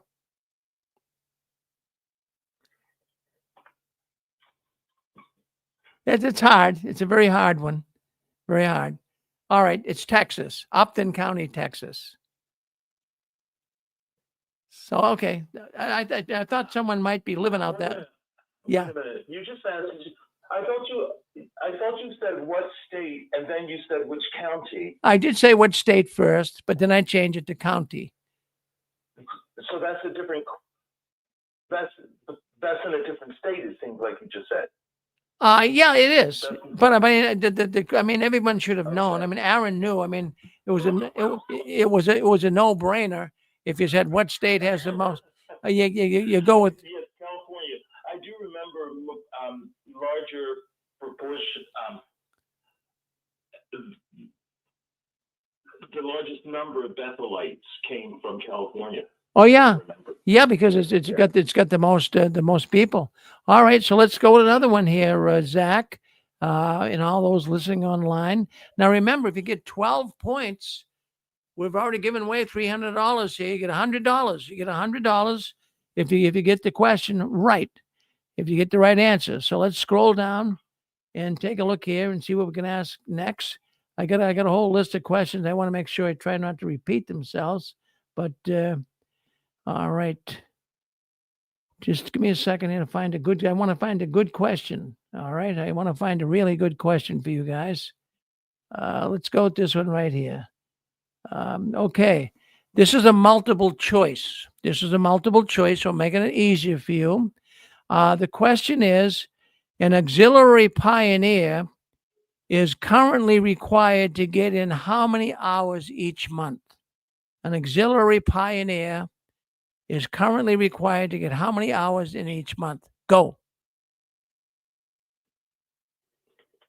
25. I believe that's the answer. Yeah, I believe it's now 25. That was my number. Oh, it was your number. What's 25? So I'm going to give it. That's your answer too, sir? No.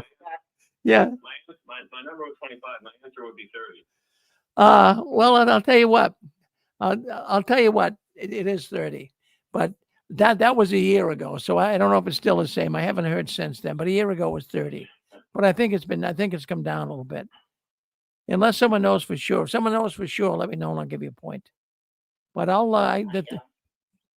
who said you know? Who's that? I said I don't. Okay. It's always changing. Yeah, it's always changing. They allow them even less hours if they're having a circuit overseer visit. Yeah. So yeah. So but I'll give everyone a point on that. Take a point, Aaron. All right. Here's the next question. So a multiple choice again. All right. What is the new presiding overseer now called? Well, in fact, I think it's so easy. I shouldn't have to give you a multiple choice. What is the? Go ahead, Zach. One, coordinator of the body of elders. That's not his technical term. No. Someone want to take another shot? Can you give us the multiple choices? Well, it's almost a no-brainer at this point. But Zachary got part of it right. It is a coordinating. What do they call him? Coordinating what? Overseer. Coordinating overseer. All right. So that's a technical name. Okay. All right. Kingdom halls are known. Do I get a point? No, you don't, because that was Everybody's seeing you, Rick. Everybody's seeing your differences in the way you judge. Well, the answer I play by the Jeopardy rules, What and does Kobe mean? Why is it COBE? Kobe. That stands for something. It's coordinator of body of elders. That's right. He's right. Come on now, Rick. You all right, but well, I'll tell you. Absolutely. Don't even try. Oh no, okay, no, I'm gonna give it to you, Zach. I'm gonna give it to you. I will. I'm trying so hard not to, but I'm going to give it to you. I know you are. All right, I have to go with it. All right, let's go with the next one. We could make it a multiple choice, but this is so easy. Anybody should get this one. The question is, kingdom halls are known for having no. Go. 17. Go ahead, Apostle Babe. They're known for having no windows. No windows, right? I mean, I was going to give it. They're known for having no chimneys, jacuzzis, or windows. I mean, windows. I've never seen a kingdom hall with a jacuzzi, that's for sure. Well, I'll tell you, that's crazy. Yeah. All right. So, what is the magic number of hours per month that is needed to qualify for the Watchtower to wave their magic wand and appoint one to be an elder? What is the magic number of hours an elder to be an elder has to have in? If they're going to appoint you to an elder, you have to have at least how many hours in service? Go. 17. Nope. This might not be. I'm calling out my number. That's what you've asked us to Oh, do. all right. You can Right. call the person Oh, gets oh, answer the you're right. Yeah, don't go changing the rules on me, Buster, baby. All right. Okay. All right. Oh, go. questions that we need numbers. No, I must be falling asleep at the helm here. You're right. Right. So 17. I got to play by my own rules. 17. What's the answer? How many hours? I'm going to say 10. You got it. Take another point. I'll tell you that. Oh boy, I tell you, this makes my heart glad to see Zach in the background. All right. Let's. Don't you get us again. Oh, no. Zach's staying in the background so you don't make yourself look bad, Rick. All right. I got this one right here. All right. There's an urban myth. We've all heard these urban myths in the Watchtower, right? A man just this minute murdered his wife and his kids, and 2 sisters came to knock on his door. This was actually told, it's according to the information I have at a convention or an assembly, but it was said somewhere in the Jehovah's Witness world that a man who just murdered his wife and his kids and his 2 sisters knocked on his door. They have no idea what happened and go their way. When in court, the murderer is asked why he didn't kill the 2 Jehovah's Witness women. He says, go. 17. Go ahead, 17. Because there was 2 big angels behind you. Yeah. There were 2 huge men with them. Turned out they were angels. Okay. So you got 3 points, Apostle Babe. Boy, you're running good there. Yeah, there you go. Hey, you could use $100, right? We all could. That's good. All right. Sure. All right. Let's see what we got here. We got a lot of urban myths here, but we'll kind of let those go. All right. We'll make this one a real easy one for you. Rick, that's the Avon story. The 2 angels and Avon, whatever. That's old. That's old Avon too? That's old news and Avon back in the 60s. Well, That's old news. Well, you've heard it before, right? But it's known for that. All right. I think we just admitted we're old. Yeah. All right. Who can name? It started with the 2 angels back. I grew up in the 60s. I heard that. I was 67 years old. Back in the 60s, the Avon story. Now it's morphed into the thing, that's old news. Nothing new there. Yeah. And look, what I love about the story is it implies you're being protected. When you go to strangers' doors, which is, Yeah, but we know it's a cult, but it's just so bullshit. The lies. It's the lies. Mm-hmm. It's more. Exactly. More. Yeah. The one I heard was that somebody was in a park, and they were, I want to say attacking people. They were killing people.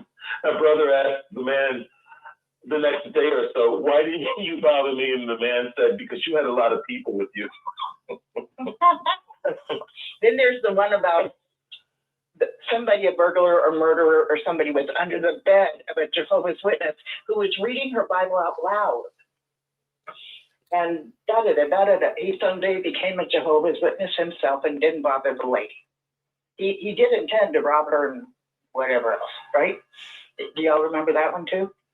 Yeah. In fact, the way that I remember it is that the burglar was under the bed of the sister, and actually So actually, he didn't know, but he's burglarizing the house, and then they came home. So he jumped under the bed to hide. So then the excuse me, then the sister got in bed and she started reading the Bible, and so she fell off asleep. But he heard everything she read. So then he stole the Bible. He took the Bible, and then when he went home a few days later, he felt bad that he stole the Bible. So he went back to the sister's house. And he said, "Gee," he says, I feel awful bad, but I stole this Bible." And so the story is he studied the Bible with him, and he came into the truth. I mean, all these weird urban myths. And then there was another one too. There was another one about a train that was traveling through Australia, and a man was in the train, and someone left some Watchtower magazines on the table, and he was sitting there at the table on the train, and the window was open. So, he didn't really care much about the magazine, so he threw it out the window, and and what happened is it landed in a kangaroo's pouch.